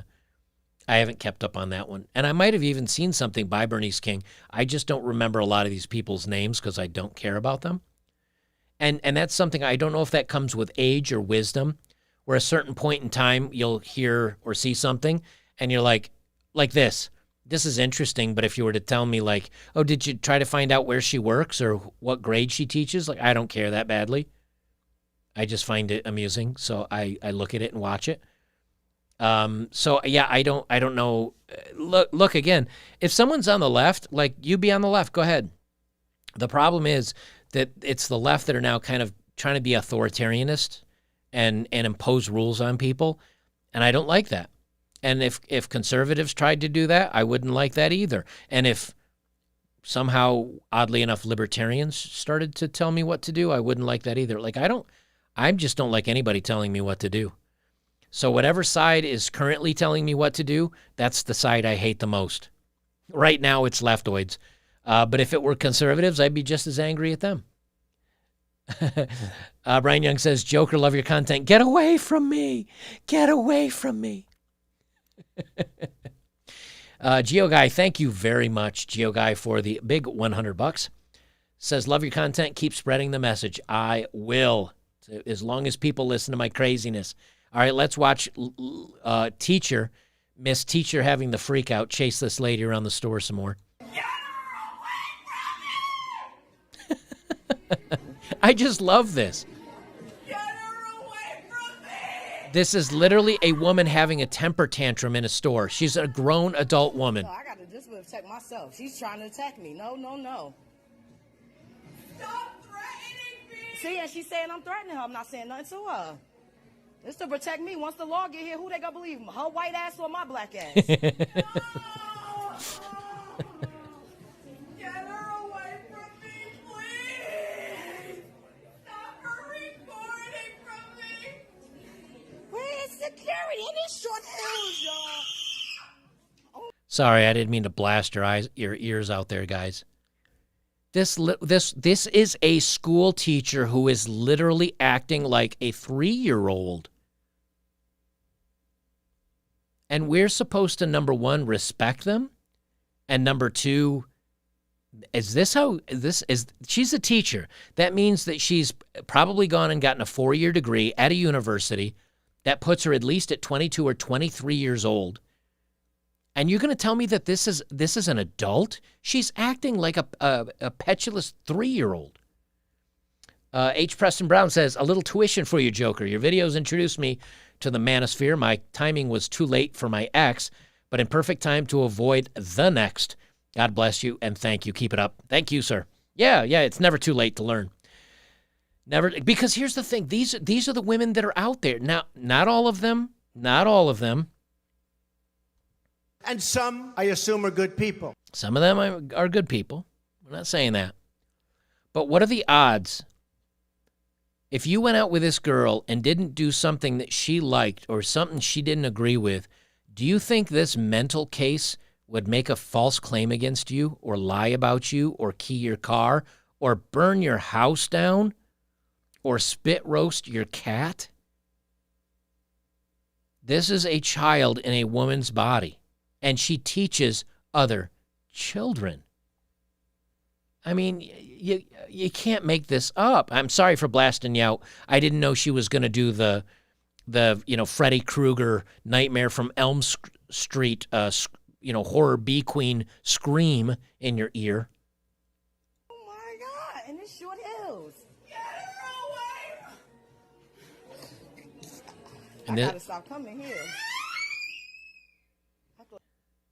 And she's like, I thought this mall was safe. So middle-aged sounding black woman is so afraid of this freako teacher. Mitchell Leonard says, this is what happens when you don't spank your kids when they throw a tantrum like that. Man, I don't know what's up, but this is a woman that's in her probably 20s. Okay. So, all right. So let me preload this for you guys. Let me preload this for you guys. Many of you know who Tim Pool is. Tim Pool is a podcaster or a podcaster / YouTuber who does shows about the news. And he had a live stream a couple of days ago where they got swatted. So somebody called the police on them and said, hey, someone is dangerous at this address, and you guys need to rush over there and take care of it. And when people have done this in the past, many times it ends up with someone getting hurt or killed because the police go into the situation believing there is an armed person that is hurting people, and so they go in very high-strung, weapons drawn, and a lot of bad things can happen, okay? So somebody swatted Tim Pool while he was doing his live stream. Well, afterwards, Sticks and Hammer 666, who's another political broadcaster, put up a poll and he says Tim Pool was swatted. Who do you think made the false criminal complaint of a double ending, like two people being ended there? And it says poll Tim Pool. Look at who he put up. Look at who he put up as who might have swatted Tim Pool. He says, was it disgruntled leftists? And that ended up coming in first place at 44%. Was it Jack Murphy fans? 37%. Close in second place. A local psycho, 7.5%. And a CIA agent, 10%. Guys, if you haven't stayed up to date since I did my Jack Murphy video, I'm going to fill you in on a little bit. I wanted to talk about this for a minute. Jack Murphy was supposedly a Democrat who became deplorable and touted himself as a God-loving or newly found God conservative. And he's found his calling in life. He's found how to be a real man. Cliff 3188 says, hey, Joker, love your content. Have some shekels in regards to the teacher. I'm guessing drugs are involved. You'd think so. Thank you, sir. Yeah, you'd think so. Oh, my gosh. So after Jack Murphy got called out for basically berating Sydney Watson. If you remember, I said all he had to do was own it. Don't let your emotions blow you out of the water. Don't become hyper emotional. Just own it. Say, hey, I was a different person, or yeah, whatever. Instead of that, Tim Murphy has done the following. 1, threatened lawsuits against The Quartering, which is another YouTube channel. Number 2, he has new video has been exposed of him inserting toys into his own tailpipe. And I actually had it saved on a video. He was inserting ladies' toys up his own tailpipe on video, on publicly available video that he posted to make money of. He's got Rakita Law. He's got channels that have nothing to do with the manosphere or politics discussing him. He fell apart so bad that now he's a meme for YouTubers. That's how badly he fell apart from letting his emotions get the best of him. Now, me personally, I do not care if he says he enjoys doing and being done by young college guys. That's on video. I don't care. I don't care if he gets caught on video sticking toys up his tailpipe. I do not care. Again, that is his thing. The fact that it's all public and the fact that it's out there, again, that's all. But all of this came from, all of this came from him losing his shit on Sydney Watson live and not apologizing publicly, and then doubling down and tripling down and getting angrier and angrier and attacking and lashing out and getting frustrating and threatening civil or lawsuits and everything else. And he just kept doubling down. And now the guy's made a meme and a joke of himself. And so I wanted to be really clear. Tom Zelko, bless. Thank you for the £5. I wanted to be really clear about something, okay? It's gotten so bad now that now people are assuming that maybe some of his fans are doing swatting and... Guys, I said it before and I'll say it again. As a man, never, ever, ever let your emotions get the best of you. Because, number 1, it'll look bad on you. Number 2, you'll get called out. And number 3, if you use those emotions and you get called out and you get even more emotional and you have a public meltdown like Jack Murphy did, not only is your life going to be worse for it, it's going to be a living hell, and you are going to be a walking meme. Jack Murphy now is a meme on Twitter, on 9gag, on YouTubers' channels. The guy has totally imploded his life, all because he couldn't keep his cool. So remember this, guys. Again, it's not about his proclivities. I do not care what somebody does in their own private time. The problem is you can't act like you're a better man and sell instructional videos and charge tuition to join your club. And when people find out you've been hiding a lot of weird stuff in your past, and then on top of that you melt down even more of it, not going to be good. I follow him on Twitter. And again, because I kind of use a pseudonym, there's no way you'd know it was me. Well, the thing is that he doesn't, he can't block me. Well, he's not posting on Twitter much anymore. Let me look and see. Let me pull up my Twitter page. And let me even see if he's posting anything anymore. But he's a great study case for those of you that... And I know a lot of you are like, I don't even know who he is. And look, here's the thing. Look into it a little bit. He is a perfect study case of what happens to men when they melt the F down and can't maintain stoic manhood. The last post he had was from January 2nd. And it's kind of a generic thing. He's done a couple of retweets. But here's the thing. On all his posts, on a lot of his posts, he's actually changed it to where only people that he follows or only people that he mentions can reply. In other words, he's shut down pretty much replies to his posts. This is what happens when you have a meltdown, guys. Which is why, like, if anybody ever calls me out or if anybody ever gives me a hard time, or even if I'm in an interview and someone does a gotcha question on you, if you've been honest, if you are honest in all your dealings, in all things, there are no gotcha questions. You can't really be backed into a corner because you've always been honest. And even if somebody finds something that you wanted to be private, but they have now publicized it and is out there in the public, you better own it.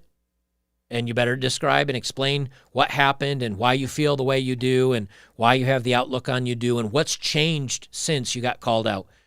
But if you don't, you're going to get Jack Murphy'd. And that's what I'm going to call it now, getting Jack Murphy'd. Because now even people think that maybe his fans were swatting Tim Pool. He's fallen so far, my boys. All right, this was a kind of a fun one. And this is again, another Instagram poster. And this is the double standard that I talk about so many times. Now, look, here's the thing. Okay, she's a little bit of a bigger girl. I have no hate on that. I have no hate on her being a little bit of a bigger girl. And you know what? If she wants to put on skimpy clothes, even as a little bit of a bigger girl, that's her choice. Hey, she's free to do her. But the irony that she makes this post about my body is the least interesting thing about me, and then all she does on social media is post pictures of her body, kind of tells you something, doesn't it? It kind of tells you something. That'd be like, I don't know, I don't even have a comparison for that. My body is the least interesting thing about me, and here in the meantime is just my body, and nothing but my body. And only my body, from every different pose and every different direction and every different outfit that I have and every different situation. Do people not see the irony of this? Drift 318 says, Jack Murphy is learning what the Streisand effect is the hard way, which I guess is the way he likes it. Yeah, Jack Murphy has learned when you say don't stop talking, or when you learn. Jack Murphy has learned when you say, don't talk about this, stop talking about this, even people that don't know what's going on are going to be like, what's he talking about? And are going to look it up. Sorry, I don't want to burn that into your eyes. You guys are going to need some eye bleach now. Yeah, Brian Young, yeah, Streisand in full effect. Exactly right. This is the Streisand effect. You get what you ask for. So from now on, I'm calling that Jack Murphy'd. You Jack Murphy'd yourself, which is basically meaning you screwed yourself. With a rubber toy, you screwed yourself. And you know what? And I just caught this flash. Yes, shout out to Undead Chronic for bringing all of this to light. He and his war band are the ones that were spamming Sydney Watson's and that podcast or that video cast to get them to come out with it. So he caught him. And you guys want to know how bad TikTok is? You want to know how bad TikTok is getting? Can you believe that you could get written up and or fired if you do not participate in TikTok challenges? That's how crazy these people are doing with this stuff. This is a post from a guy that he blacked out his employer and he blacked out the company name. But I want you to hear how crazy this is now. So this guy named Nate got in trouble for not participating in a TikTok challenge. This says from blank company, incident report. Employees were participating in a team-building exercise during the weekly Thursday morning meeting of filming a TikTok challenge. Employees were told on December 15th, 21, that all would be expected to participate. Now remember, a TikTok challenge is just trying to be viral for some reason. It's basically public virtue signaling. And employees were required to participate in a TikTok challenge. Can you imagine being like a network engineer like I was, or being a construction worker, or even being a doctor and being like, hey, we're going to do a TikTok challenge. And you're like, no, I don't want to do that stupid crap. No, you don't understand. You have to virtue signal with us. You have to virtue signal with us. Yeah, but I don't want, well, then you're going to get fired. It says at the beginning of this activity, Nate told fellow employees that he does not make enough money for this shit, end quote, and proceeded to leave the meeting area / conference room. Let's see. Do I have? Yeah. Everything woke turns to shit. So Nate was like, I don't, that is the, from Lethal Weapon, Murtaugh, I forget his first name, Roger Murtaugh, the old cop there, when he's like, man, I'm too old for this S. This guy's like, I don't make enough money for this. I'm out. And so he proceeded to leave the meeting area to stand in the corner of the staff room nearest to the door exit. As the rest of Nate's colleagues participated in the challenge, Nate left the room after being told that this is not a voluntary activity. Jeremy Brown approached him and informed him that the challenge was happening a second time, so apparently they didn't get it right the first time, and he was to join in. And this is an attempt to rectify this issue. Nate refused. Smart men don't get me. Smart man. You're a smart motherfucker. That's right. That's the button I wanted. Nate is a smart man. Nate was like, I do not need this crap. I refuse. And here's the best part about this, guys. Again, this goes back to the Solomon Ash conformity test video that I did. If 10 out of 10 people don't really want to do this, but the boss comes to them and says, hey, guys, HR has this great idea. Wow, that hurt my voice a little bit. HR comes in and says, hey, guys, we're going to do this challenge, and we need you to all do this. And 8 of the people or 7 of the people say, yeah, okay, I guess, because HR says we need to.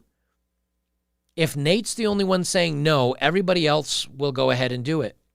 But what if 2 or 3 other people that also didn't want to do it just said, you know what, Nate's right. Like, this is crap. I don't get paid enough for this. This isn't part of my job. This wasn't in my job description. I'm not putting myself on TikTok. And they joined Nate. All of a sudden, that group now has enough power to maybe make the HR people or whoever tried to do this crap uncomfortable enough to say, fine, you don't need to do it, just leave. Or maybe there are enough people to where the other sheep decide to join them and go, yeah, we don't want to do this either. And then everybody says no, and then the HR person looks like the idiot. Venticus Prime says, I'm too young to be too old for this S. Exactly. And Paracelsus Undorak. Where do you guys come up with these names? I got to tell you, man. I think you make these names just make it hard for us YouTubers to read. Paracelsus Undorak says, everything in life is voluntary. Exactly, including life in and of itself. So they say Nate's refusal resulted in a 2-business-day suspension, December 16th and 17th, an incident infraction. Nate was told to return to work Monday, 12/20/21. This is Nate's second write-up within a 6-month period. Nate, use this opportunity to go find another job, my friend. All right, so, okay. I don't even know what to think on this one. I'm just going to play this one, and then you guys let me know what you think of this one. I was assigned male at birth. I was assigned female at birth. My pronouns are he, him. My pronouns are he, him. It's not okay to ask me what's in my pants. It's not okay to ask me what's in my pants. It is okay for me to not wear a shirt. It's okay for me to not wear a shirt. I'm human. I'm human. We are both men. I was assigned male at birth. I'm going to let you listen to this for the second time around, because I know that first time kind of went at you a little bit quick. These are two gentlemen. Well, one gentleman and one now gentleman. I was assigned male at birth. I was assigned female at birth. My pronouns are he, him. My pronouns are he, him. It's not okay to ask me what's in my pants. It's not okay to ask me what's in my pants. Skrrr. Let me just stop you. Wait a minute. All right, they start off with, I was assigned male at birth. The other one says, I was assigned female at birth. Now, I got news for you. When you're born and a doctor looks at what you are, he's not assigning you anything. He's reading your biology. That's just all there is. I got no problem. Look, again, you do you, man. If you want to make this flip, I don't care. Here's what I have a problem with. I don't have a problem with the pronouns. You want to be known by a certain thing, that's fine too. Let me just put a screeching stop to this. They say it's not ask to ask me that's not what they meant. They say it's not okay to ask me what's in my pants. Now, let me just pause here for a second.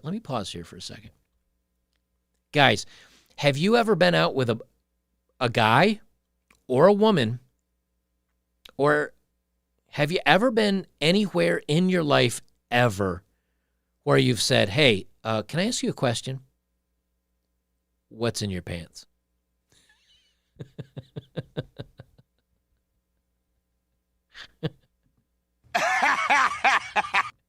Oh. You need many years of therapy. Many years of therapy. And I bullshit you not.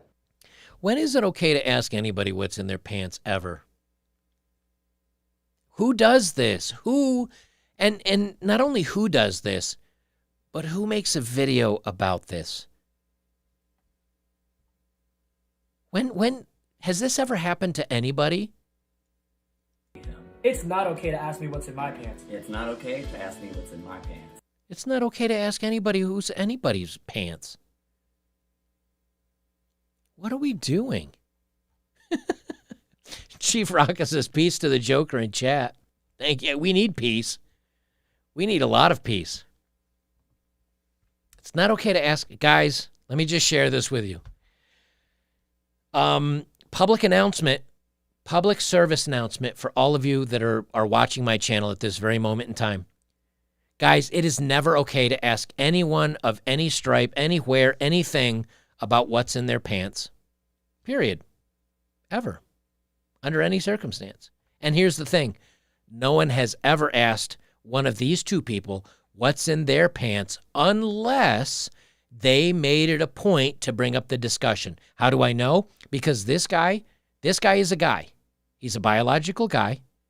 And so no one would ever ask him. Because if a guy came up to me on the basketball court and he's like, my name's Ray, and I'm like, I'm Joker, you want to shoot some hoops? Yes.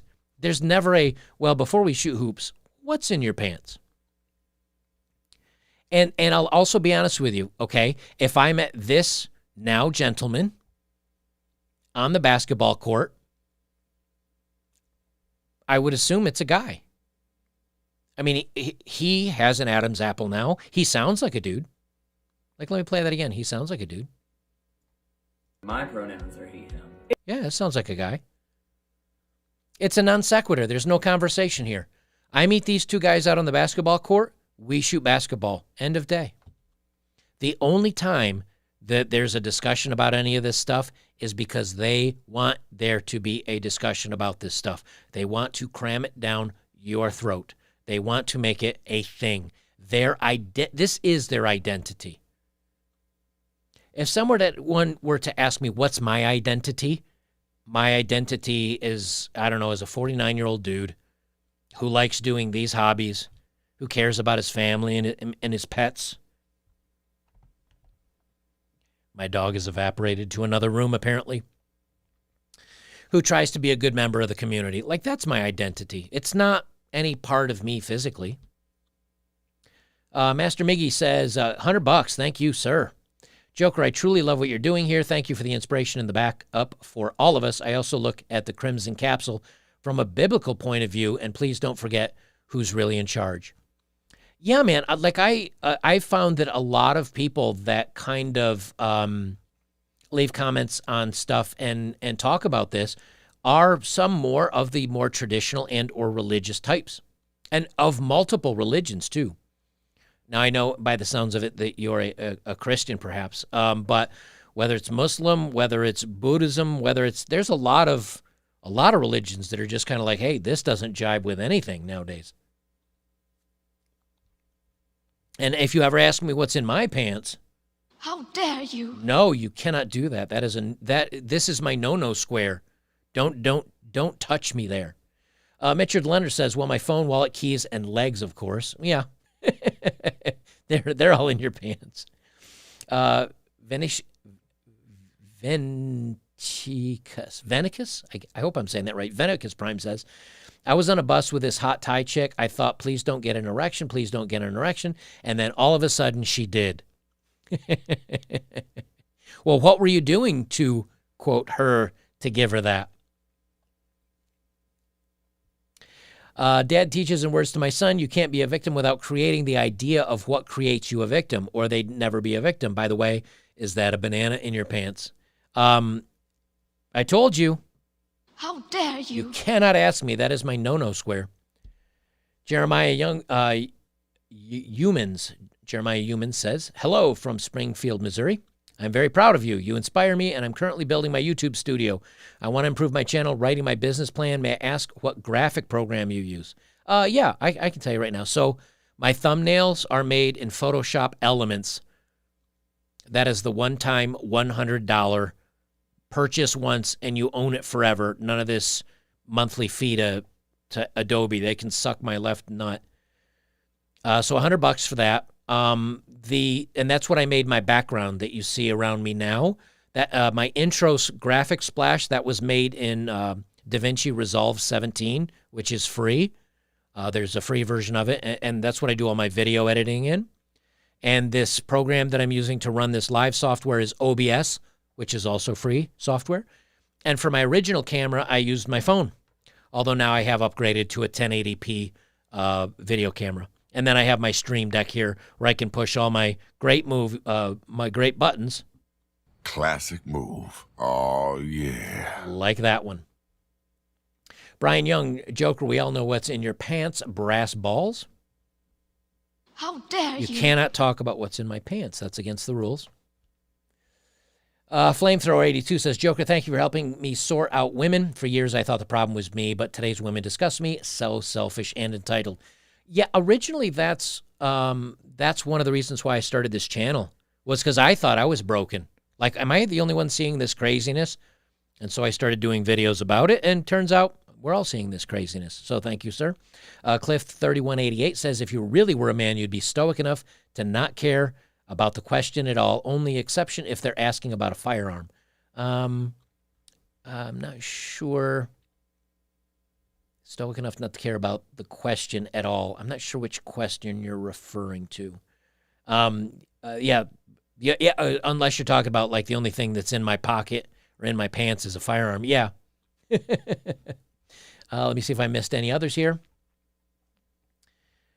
I think I'm caught up here. And let me go back down to the bottom. Thank you guys for holding up with me. Like I said, I read every super chat, because if you are kind enough to give me a nickel, I am kind enough to read what you write. That's very important. Okay, so again, they must please pay attention to me. That's what this is. Because again, if this guy that's the blonde in this video just had the transition, took the testosterone, wore a shirt around so you didn't happen to see the mastectomy scars, and he's like, my name is Frank, I'd be like, what's up, Frank? And we move on. But again, that's not bringing enough attention, and that's really what this is about. Key Harris 332 says, only if you're sleeping with them does it matter. Yeah, that would be important if you're sleeping with them to know what's in their pants, but again, I'm not asking presenting dudes what's in their pants. Chorizon6 says, just wanted to say my username, my condolences, keep up the good work, can't wait until you buy up some property and can host getaways for men. Yeah, that's still a thing. Like, that's still a thing. I'm still going to be doing that. And, oh man, you I swear, you just keep, I appreciate your love. You just keep wanting me to remember and say your name, and I'm going to have such a hard time with it. Ralder. Damn you, man. I'm a trad Norse Viking pagan, very different than new paganism, which is a lefty thing that they hijack and twist religions to fit their agenda. In my religion, Odin created a man and a woman, Ask and Embla, not two men. Yeah, again, I think they're trying to do, the new left is trying to make this is the new religion. Well, I should point down this way. This is the new religion. This is the new religion of the left. And you must obey and you must conform and you must honor, or you're not doing it right. Let's see, what's this one I have? Okay, this is a good one. Guys, this is a good one. I thought this was funny. So, often, many times, guys are told, and this is a story that women like to bring up, we're told that women have to do the spicy adult work because it's their only option. It's their only ability to make money. And if they had any other method to make a living, to get by, then they would do that. But because of this patriarchal, awful, bad world, they're forced into it, that men are forcing them into it, or they need to do that. Now I know that there are some very bad men that force women to do this stuff, but this is an interesting video that's in Russian, so I'm going to have to overdub this a little bit. I'm going to have to talk over it. But I'll play it, and then I'll pause it, and I'll kind of tell you what's going on. But I thought this was really interesting, and I'm not saying this is the case in all of them, but you'll see what I'm talking about. Здоров. Что интересует вас? Что почем? Только да. Блядь, слышь, хуёво. Что? 300 миньет, обязательно презервативе 400 раз, 700 час. Слышишь? 700 час? А если я тебя заберу на пару часов, ну не трахаться. Okay, so let me just pause it here. So this is a guy in a car. He's pulled up next to a lady of the night, a working girl. And I don't know if this is Russian or Czech or what language they're speaking. I'm sure one of you in the chat can tell me. But he pulls up to a woman that works for the night, and he says, hey, what do you do? What do you charge? And she says, for this much money, I'll sleep with you, but you have to wear protection. For this much money, I'll give you one of the old handies or a little bit of a oral action, whatever. And he says, well, can I hire you for a couple of hours, but not to sleep with you? That's where we are in the video so far. Домой там поубирать, картошки нажарить, постирать. Это не ко мне. А что? Ну, это больше. То есть ты готова трахаться, но не убирать, да? Да ну, давайте не будем.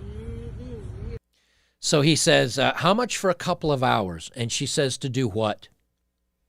And he says to maybe clean, come back to my place. I won't sleep with you, but you can clean, maybe cook me some potatoes.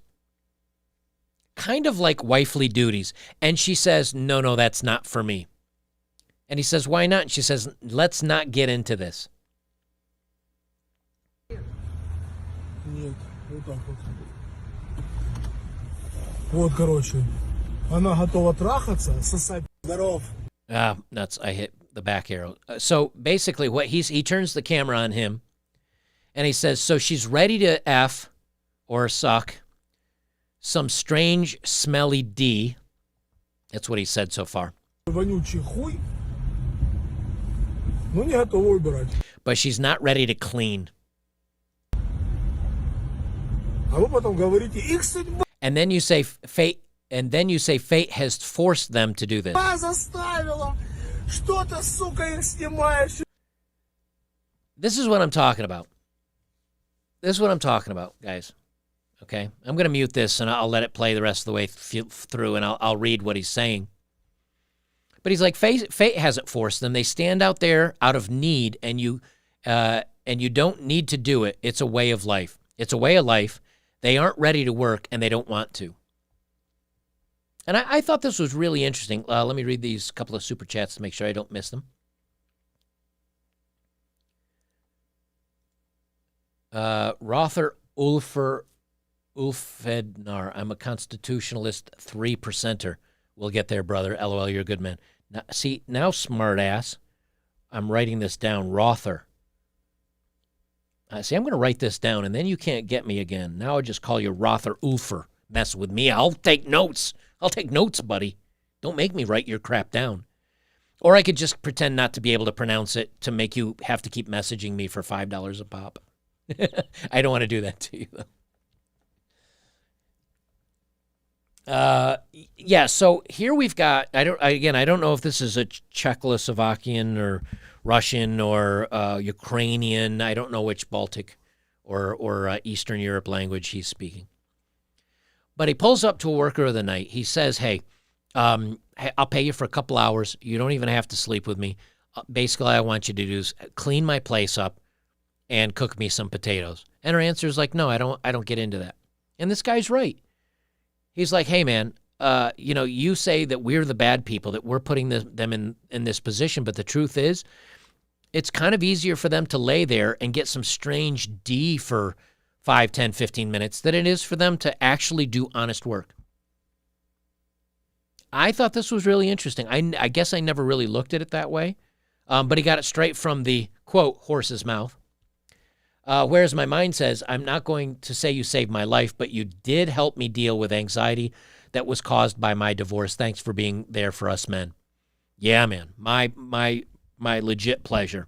I've received so many nice messages and emails from people that were like, hey, man, I was in a dark place, and thank you for showing me that I'm not the only one in a dark place and that it gets better. That makes me feel great. Thank you very much for that. I really appreciate it.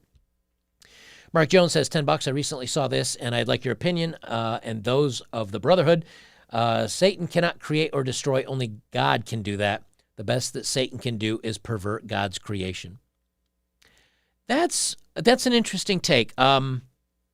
Mark, if you're over on Locals, private message me if you're a supporter over there. We'll have a very interesting theological discussion about that. But I don't want to do that here. But I will read your quote there.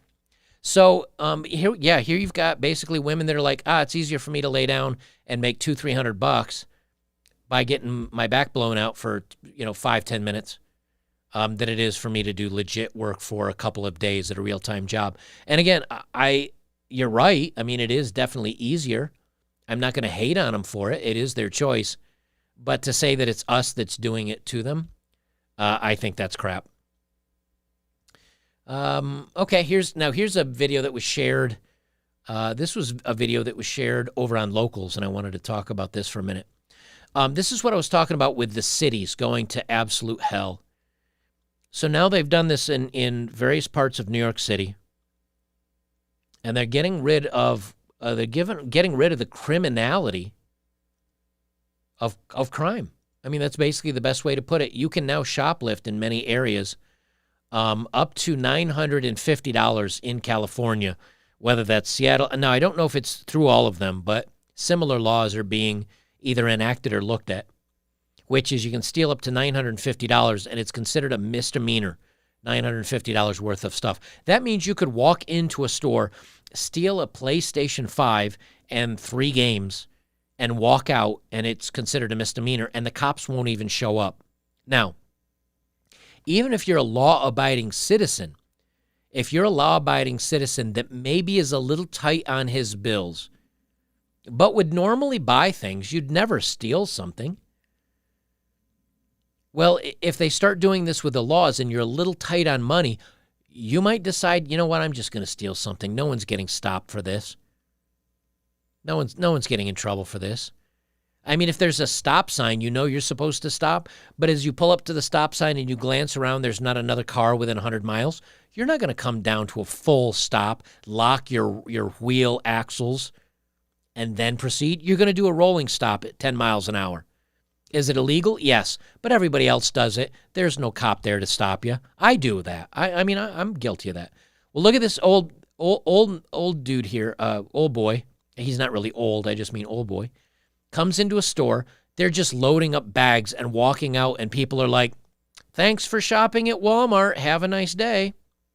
Before I play it, Brian Young says, UCGA and T-Pop saved my life. Thanks, brother. You bet. That is what we are here for. All right, let's watch this dude wander on out. There he goes. Merry Christmas, man. Dude filming this said, Merry Christmas, thanks for stealing, bye-bye. It's funny, I've stopped so many people from that, but he said don't, so I'm like, okay. No, we can't do anything. Yeah, and we're retail, we can't do anything either. Have a good day and see you next time. So all they can do is, thank you, have a good day, see you next time. Thanks for robbing us, rob us again. Idiots. And I'm not calling the people that work there idiots, because that's what they're doing to these places. And why do I bring this up? Because if you tell women that spicy work and adult work it's good, it's fully, everything's okay with it, and you tell young men, hey, you know what? Watch unlimited movies online, all that spicy stuff that you want to. Nothing wrong with that. And you tell people, hey, you want to just come in and steal whatever you want? Go ahead. Hey, you know something? Yes, this person did something really bad, and we're going to say it's all due to race or due to him being a man or something else, and we're going to talk about that on the news 24/7 for 4 months. But when somebody else of a different race or a different gender does something awful, and that's just wiped out and never talked about at all in the news, you realize that there is a narrative being painted here. And it is not for equality. It's not for justice. It's not for freedom. It's about destroying all the norms that we've had in these United States forever, since we were founded. And this kind of stuff is meant to destroy it. Casey says, when that spring thaw hits inland, northwest in 10 weeks, drive your bus over to Coeur d'Alene, Idaho. I have a cottage 3 blocks from Sanders Beach with an RV spot. I will probably do that. I actually drove through Coeur d'Alene in Idaho when I was in my truck. It's a beautiful area, absolutely beautiful. Is it the Snake River Valley or Snake Valley that's somewhere north or south of there? Beautiful valley that I went through. I really liked Idaho. It was nice. So, yeah, the thing of it is that...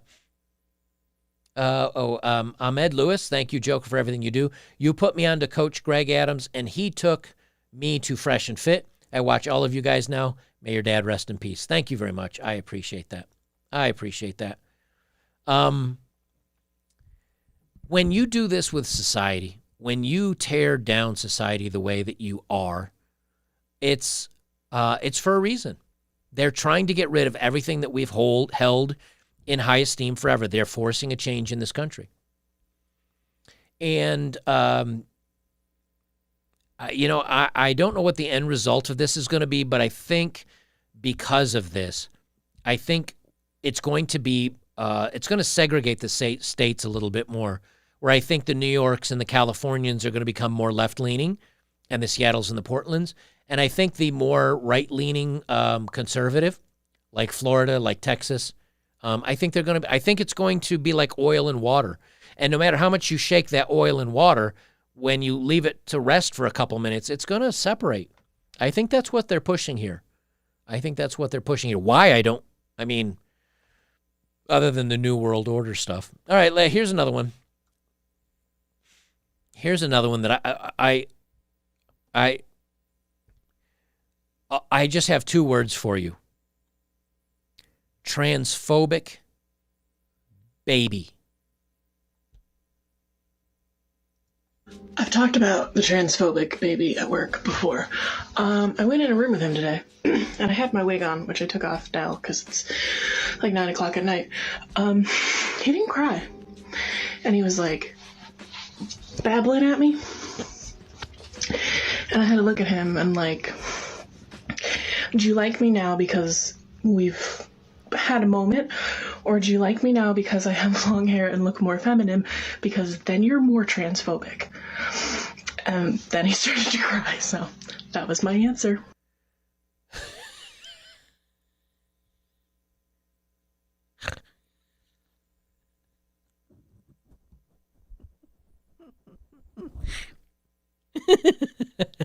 We are not in the real world anymore. I'd forgotten about this one. I had almost forgotten about this one. So,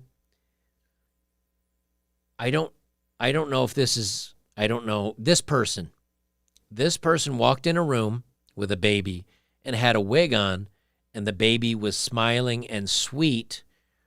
And then when this person took the wig off, the baby was not as friendly or not smiling or as nice.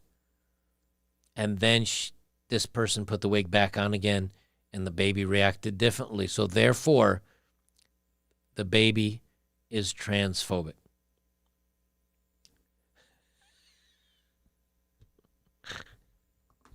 I don't think so. I don't think so. I don't think so, sir. Mr. Stabface says, no S Joker. I'm in Liberty Lake, was just 20 minutes from Coeur d'Alene. Great area. Yes, it is.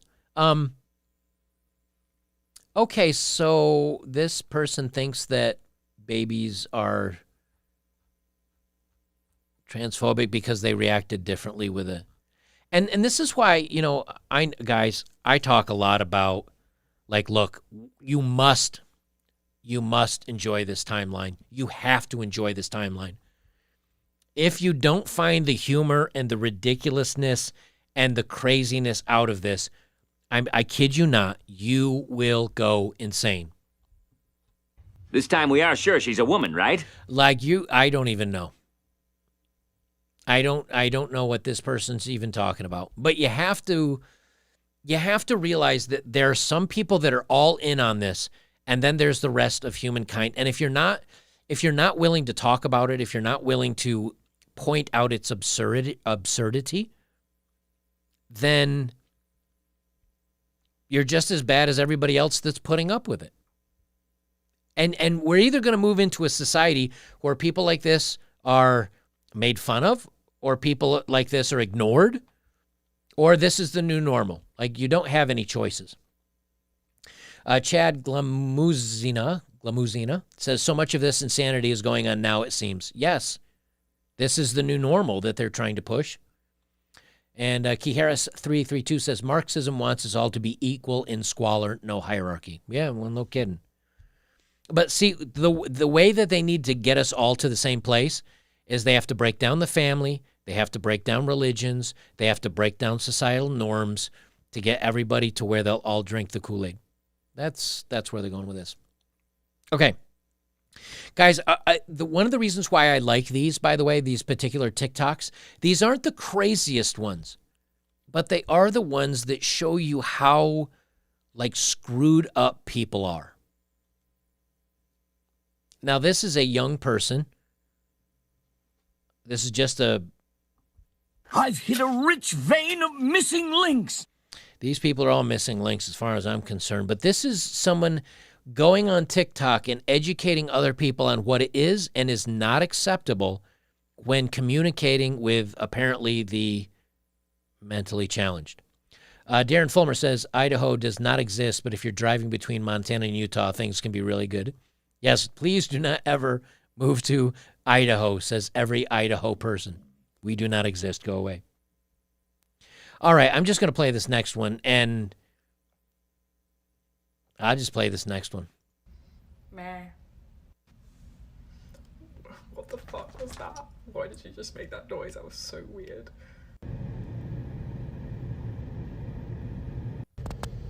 Meh. What was that noise? Nah. Did it mean something? Meh. Meh.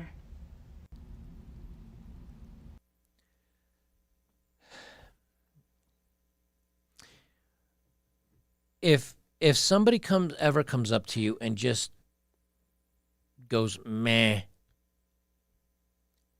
I think the only appropriate response is, would you please get the fuck away from me? God, you weirdos. That's it. This is such cringe, weird. These people are ill. And look, I mean, if they're genuinely ill, like if they genuinely have a mental problem, I want them to get counseling. I want them to get help. I really do.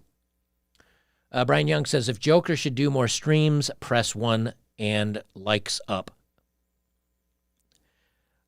okay, neurodivergent. Isn't that the thing from those movies? Isn't that a thing in the movies? Like when someone was neurodivergent? Am I crazy? Wasn't that in a movie? What movie was that? That was a movie, right? Am I going crazy? I don't know. I don't know what's going on anymore. Anyway, so I don't know. Someone's neurodivergent. This person, so basically, if somebody mehs at you, the correct response is, could you explain what you're talking about? That gets a, but if you ask them what the F they're doing, that's a fail. And then if they moo at you and you moo back at them, get the F out of here. What the hell's wrong with these people? I'm sorry, but you're just mentally ill at this point. Okay, someone says the movie was Divergent. Okay, so this person apparently is explaining to you how to acceptably be neurodivergent, which is from a movie. When did movies become real world? What are we doing? But I pulled this one up for a specific reason because, look, I know my grandfather and I know my father in certain things. Like I was explaining to my parents what woke is. And I was trying to explain what woke is. And I had to explain it to them because they didn't understand what woke means. I didn't even know at first. Chad says, no, you're sane going in a crazy world. So he's, no, you're going sane in a crazy world. Yeah, it seems like it. So my grandfather and my parents, they're obviously older. When I was younger, I had to explain things to them. And if I looked at a 1967 Chevelle Super Sport with a 396 engine with a 6-pack on it, and I was like, man, that is a cherry ride. That is a cherry ride. You guys that were around in the 80s know cherry just means sweet, like cherried out. It's shiny. It's cherried out. You guys know what I'm talking about. But if I were meant to meet somebody that's, I don't know, 16 today, and they're like, what do you think of my gaming laptop? And I go, wow, that's pretty cherry. They'd be like, what's cherry mean? And I could say, it means sweet. It means like it's pretty cool. They'd be like, okay, I get it. That is this much different on the scale of society. That's like an inch different. That just means let me simply explain something. How do you show this video to anyone that is rationally grounded in the real world and explain to them, okay, here's how to correctly respond when somebody moos at you, and this is the incorrect way to moo at them. But if you really want to connect with this person on an intellectual level, the best way to respond to someone mooing to you is to moo back at them. Fuck you, blow me. Get out of here. What are you talking about? And this is the new normal. Or this is the new normal they want you to believe in. Ahmad Lewis says, I work as a counselor in mental health, and the unfortunate part about going to therapy is that most therapists condone this behavior. Yeah, that's just it. That's just it. It's because, well, we don't want to shame them. We don't want to put them down. Their opinions, their thoughts are just as valid as yours. They're just misunderstood. No, you're a cracker. I'm sorry. You're crazy. Kenneth Chan says, I wanted to wish you well, and you're all the best. Keep up the good work. Thank you for all you do. Thank you very much. Thank you very much. So guys, this is why I stay off TikTok, because if I watch TikTok, I'd probably either laugh so hard I would laugh until I throw up, or I would cringe and get so angry I would throw up. I'm pretty sure that TikTok only results in throwing up. But you know something? I love when you guys send these in, because then I can talk about them. Flamethrower82 says, you just go moo, moo, moo, moo, moo, like in South Park with the aliens.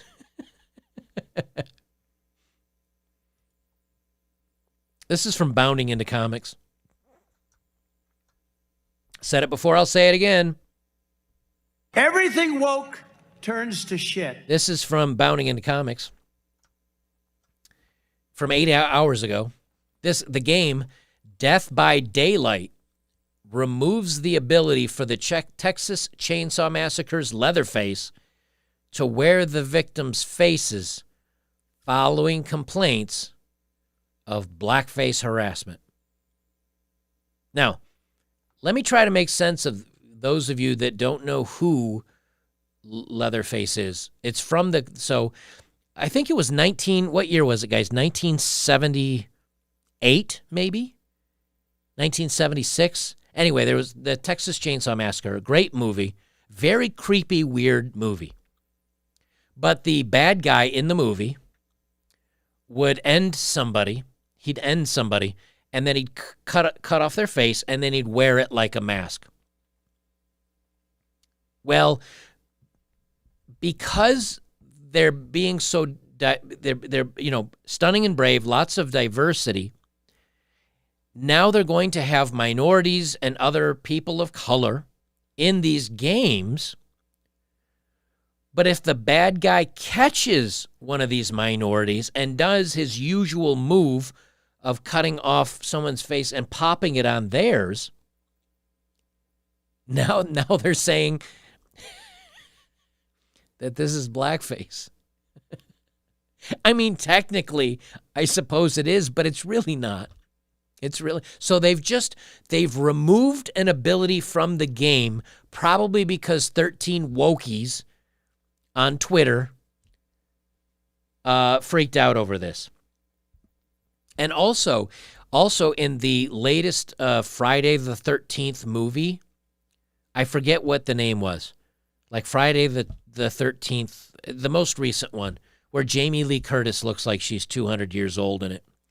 Apparently, they said it was very transphobic or very anti-LGBTQ because Jason Myers, who is the character in the Friday the 13th, the bad guy, because he killed two gay guys. That he was. So it's okay to kill non-minorities and straight people, but if you kill someone that's a member of the alphabet community or somebody that's a minority, that's bad. But in the same token, also, they want to be seen as like everybody else and be accepted like everybody else until it comes to getting ended in a video game and or in a movie, and then for some reason it's a bad thing. Michael Myers, that's it. Thank you. Michael Myers. Who's Jason? Jason, is Jason in the, he's in the other series. Boomer Joker's Alzheimer's is kicking in. I don't remember. Look, I only have so much room in here, and there's the important and the not important. And you'd be surprised how much is now classified as not important in my brain. There's Michael Myers and there's Jason Voorhees. That's it. Thank you. None of it matters. That's all make-believe. Go ahead and shame me for getting my Hollywood evil guys confused. I care not. You cannot shame me. How dare you? You cannot shame me. I do not care that badly. All right, I have to mute this one because it's got music on there. I have to mute this one. These are two girls that are on a dance, one of these dance games, like Dance Dance Revolution or whatever it's called. Look, you guys can keep on like making fun of me for not knowing Halloween or a horror movie bad guys. Just not going to be one of my life's goals. Wait till you get to be like 50 and you've seen. I've got a collection of 1,600 movies that I have accumulated over the years, and I've ripped them all to my hard drive. I have 1,600 movies. If you can proudly sit there and remember every character and every story arc and every moment of every one of those films and somehow think you're winning in life, we're going to have to disagree. There are more important things to remember. All right, DDR, Dance Dance Revolution, whatever this is. Bononos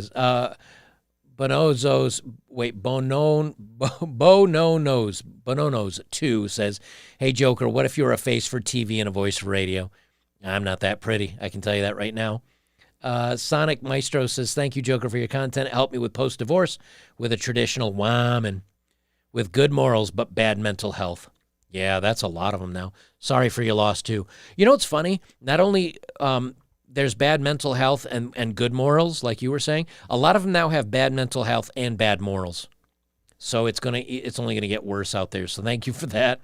And Caveman 93 Abel says, been watching you since you started working on the bus. Did you finally let it go? Keep up the excellent work, man. No. The bus is sitting in Wyoming.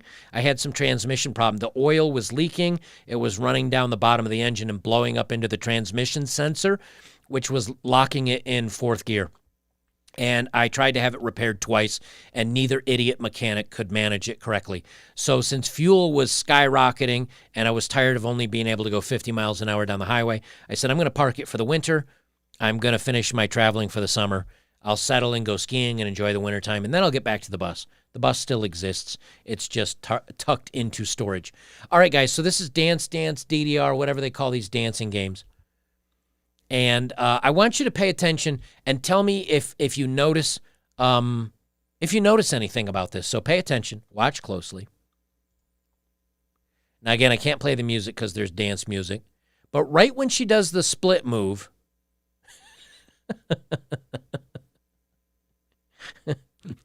Now, these look like two somewhat young Asian gals.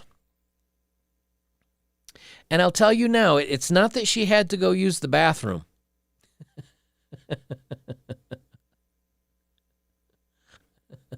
Can you imagine being out in public without any underwear on, with a toy just fully inserted? Now, here's the thing. This looks like a relatively petite Asian gal. And the toy that falls out, it does not look petite at all. And the fact that it was not a tight enough fit to survive her doing her split move, it tells me.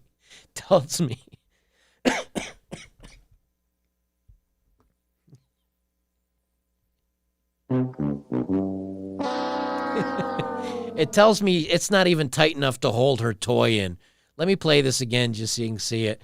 Because, you know, she's going along, little shuffle, she's doing fine, and then that split baby, bang. And it looks like about 10 or 11 inches, 10 or 11 inches of toy fell out of there.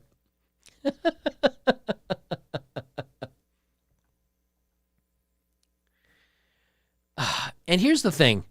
If you're going to walk around with a toy, if you're going to walk around with a toy like that, and you're going to be keeping that inserted all day, for the love of God, strap that thing in. At least wear some underwear or something that's going to be keeping that short up. Are you kidding me? But I give her this much. It is impressive a little girl like that can stealthily hide away 12 inches. Grumble Snort says, wokeness is the attempt to control everyone else so you can feel okay instead of strengthening yourself to be fine regardless of what they do. I agree. I agree completely. You notice she didn't go over to retrieve it. She just like noped out of there. She's just like, whoops-a-daisy. I wish I had this in better resolution, but in the same token, I'm glad I don't have it in better resolution. That is nightmare fuel.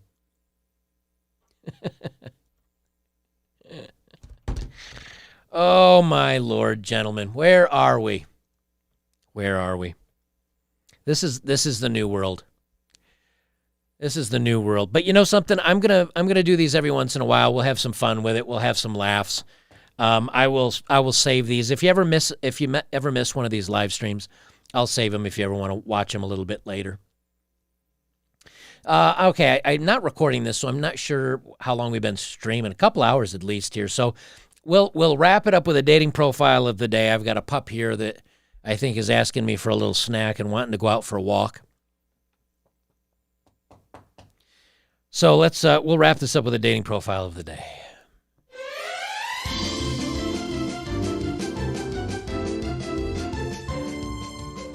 All right, this dating profile is a little bit different. Let me get I don't need the sexy music on because this isn't a sexy. This is a dude. His name's Caleb. But I think he's been watching some red pill stuff. I think he's been paying attention to the channels. Caleb, 30 years old, says, trigger warning. He says, let me guess, you're 25 with 3 kids, and you've had your fun, and now you don't want that fun anymore. You want a real man to settle down with and take care of you and your kids because you let a loser nut inside of you.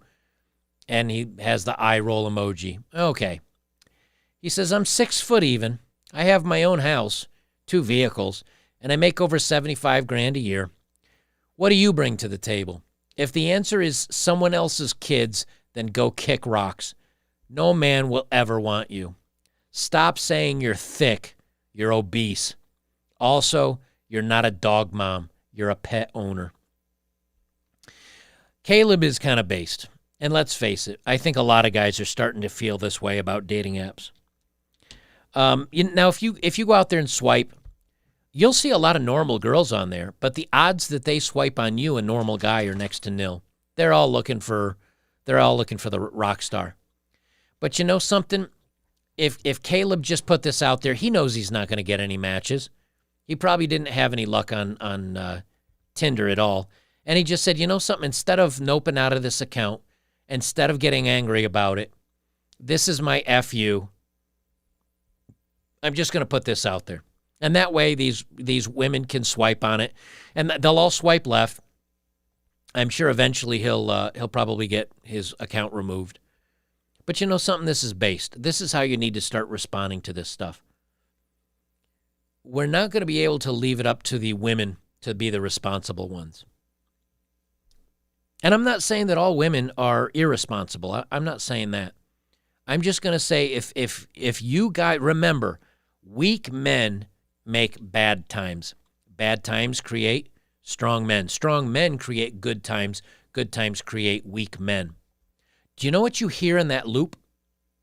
Men, men, men, and men. There's nothing in there about, well, women that are doing this and women that are doing that and women. No, it's not in there.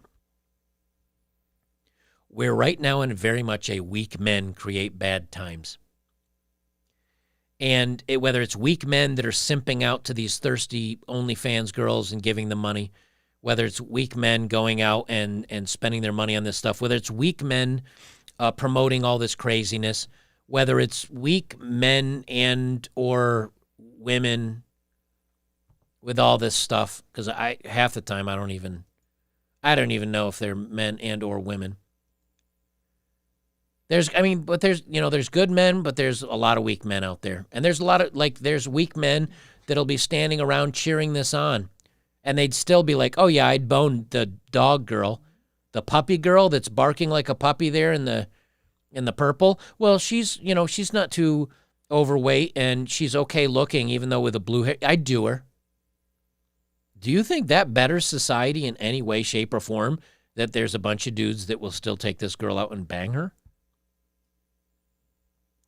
You ain't making society better. I'll tell you that right now. You ain't making anybody better if you're okay with that. Do you think the world is full of zombies here with the, let me pull it back to her screaming. Do you think Miss Thing here with the see-through top and the hairy armpits? There's somebody that would take her, home and bang her. There's somebody that would do that. It'd probably be the Quentin Tarantino dude that's right here at the end of it. You look through all the craziness that I've talked about tonight, and you got to realize that until enough men say, no, we will not participate in this. This is crazy. You guys have lost it. You got to stand up. And you know what? Hey, maybe that means that you get removed from social media, because then just get off there or find a different one. And that is one of the things about betterbachelor.locals.com.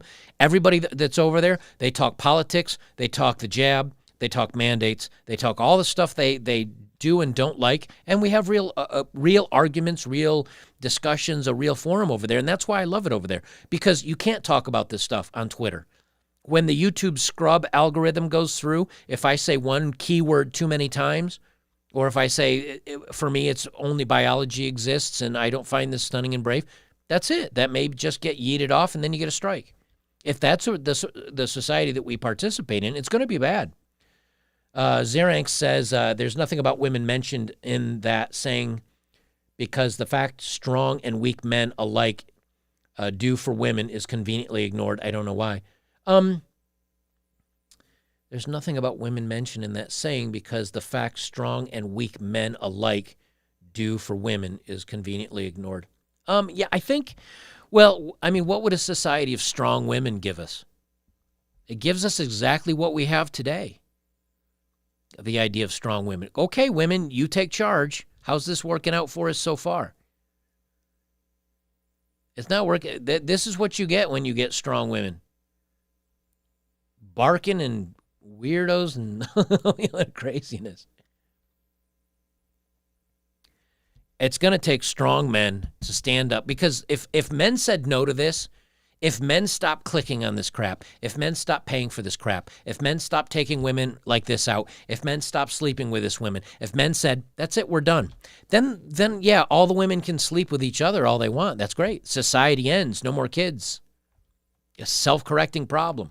All of a sudden, hey, look, there's a continent with just a couple of old people on it because everybody else is dead. Like, it'll work itself out. But we're gonna need people that are stronger than we are today, because if guys are chasing after this and guys are still jumping through for hoops for obese barking women, God help you. God help you. Guys, thank you very much for joining me over here. Thank you for all your donations and your support, as always. Again, join me on betterbachelor.locals.com. Now, when I say forums, it's like a Twitter thread, but when you post underneath one, they do subcategorize it so you can see people are posting to the one or responding to the person up above it. It's free speech. The only moderator in there is me. And so far, because you can't post naked photos, and you can't post like hate stuff, like where you talk about ending other people. Other than that, if you want to talk politics, religion, gender study, whatever, like, that's all free reign. The only moderator there is me. So join us over there. I'll be doing a couple of one-off videos again, and we'll do this more often. Maybe I'll try to make it a little bit shorter and have more succinct, TikTok videos. But this is just a bunch of stuff I wanted to talk about, and it was fun, and I like doing this stuff with you, because then I feel like we have a good conversation. So thank you, Feral Android, very much. Also for the making sure that the chat stayed not crazy. I didn't see too many spammers tonight, so that's a good dude, or a good news. So thank you, dude, for very much the help. Guys, I will leave it there. This is Better Bachelor. I am Joker. Remember, the craziness will continue until enough men say no. And if only half of the guys say no, at least make sure you're in that half, and I think you'll survive and be the happiest out of all the insanity, because otherwise, I think we're in for some hard times.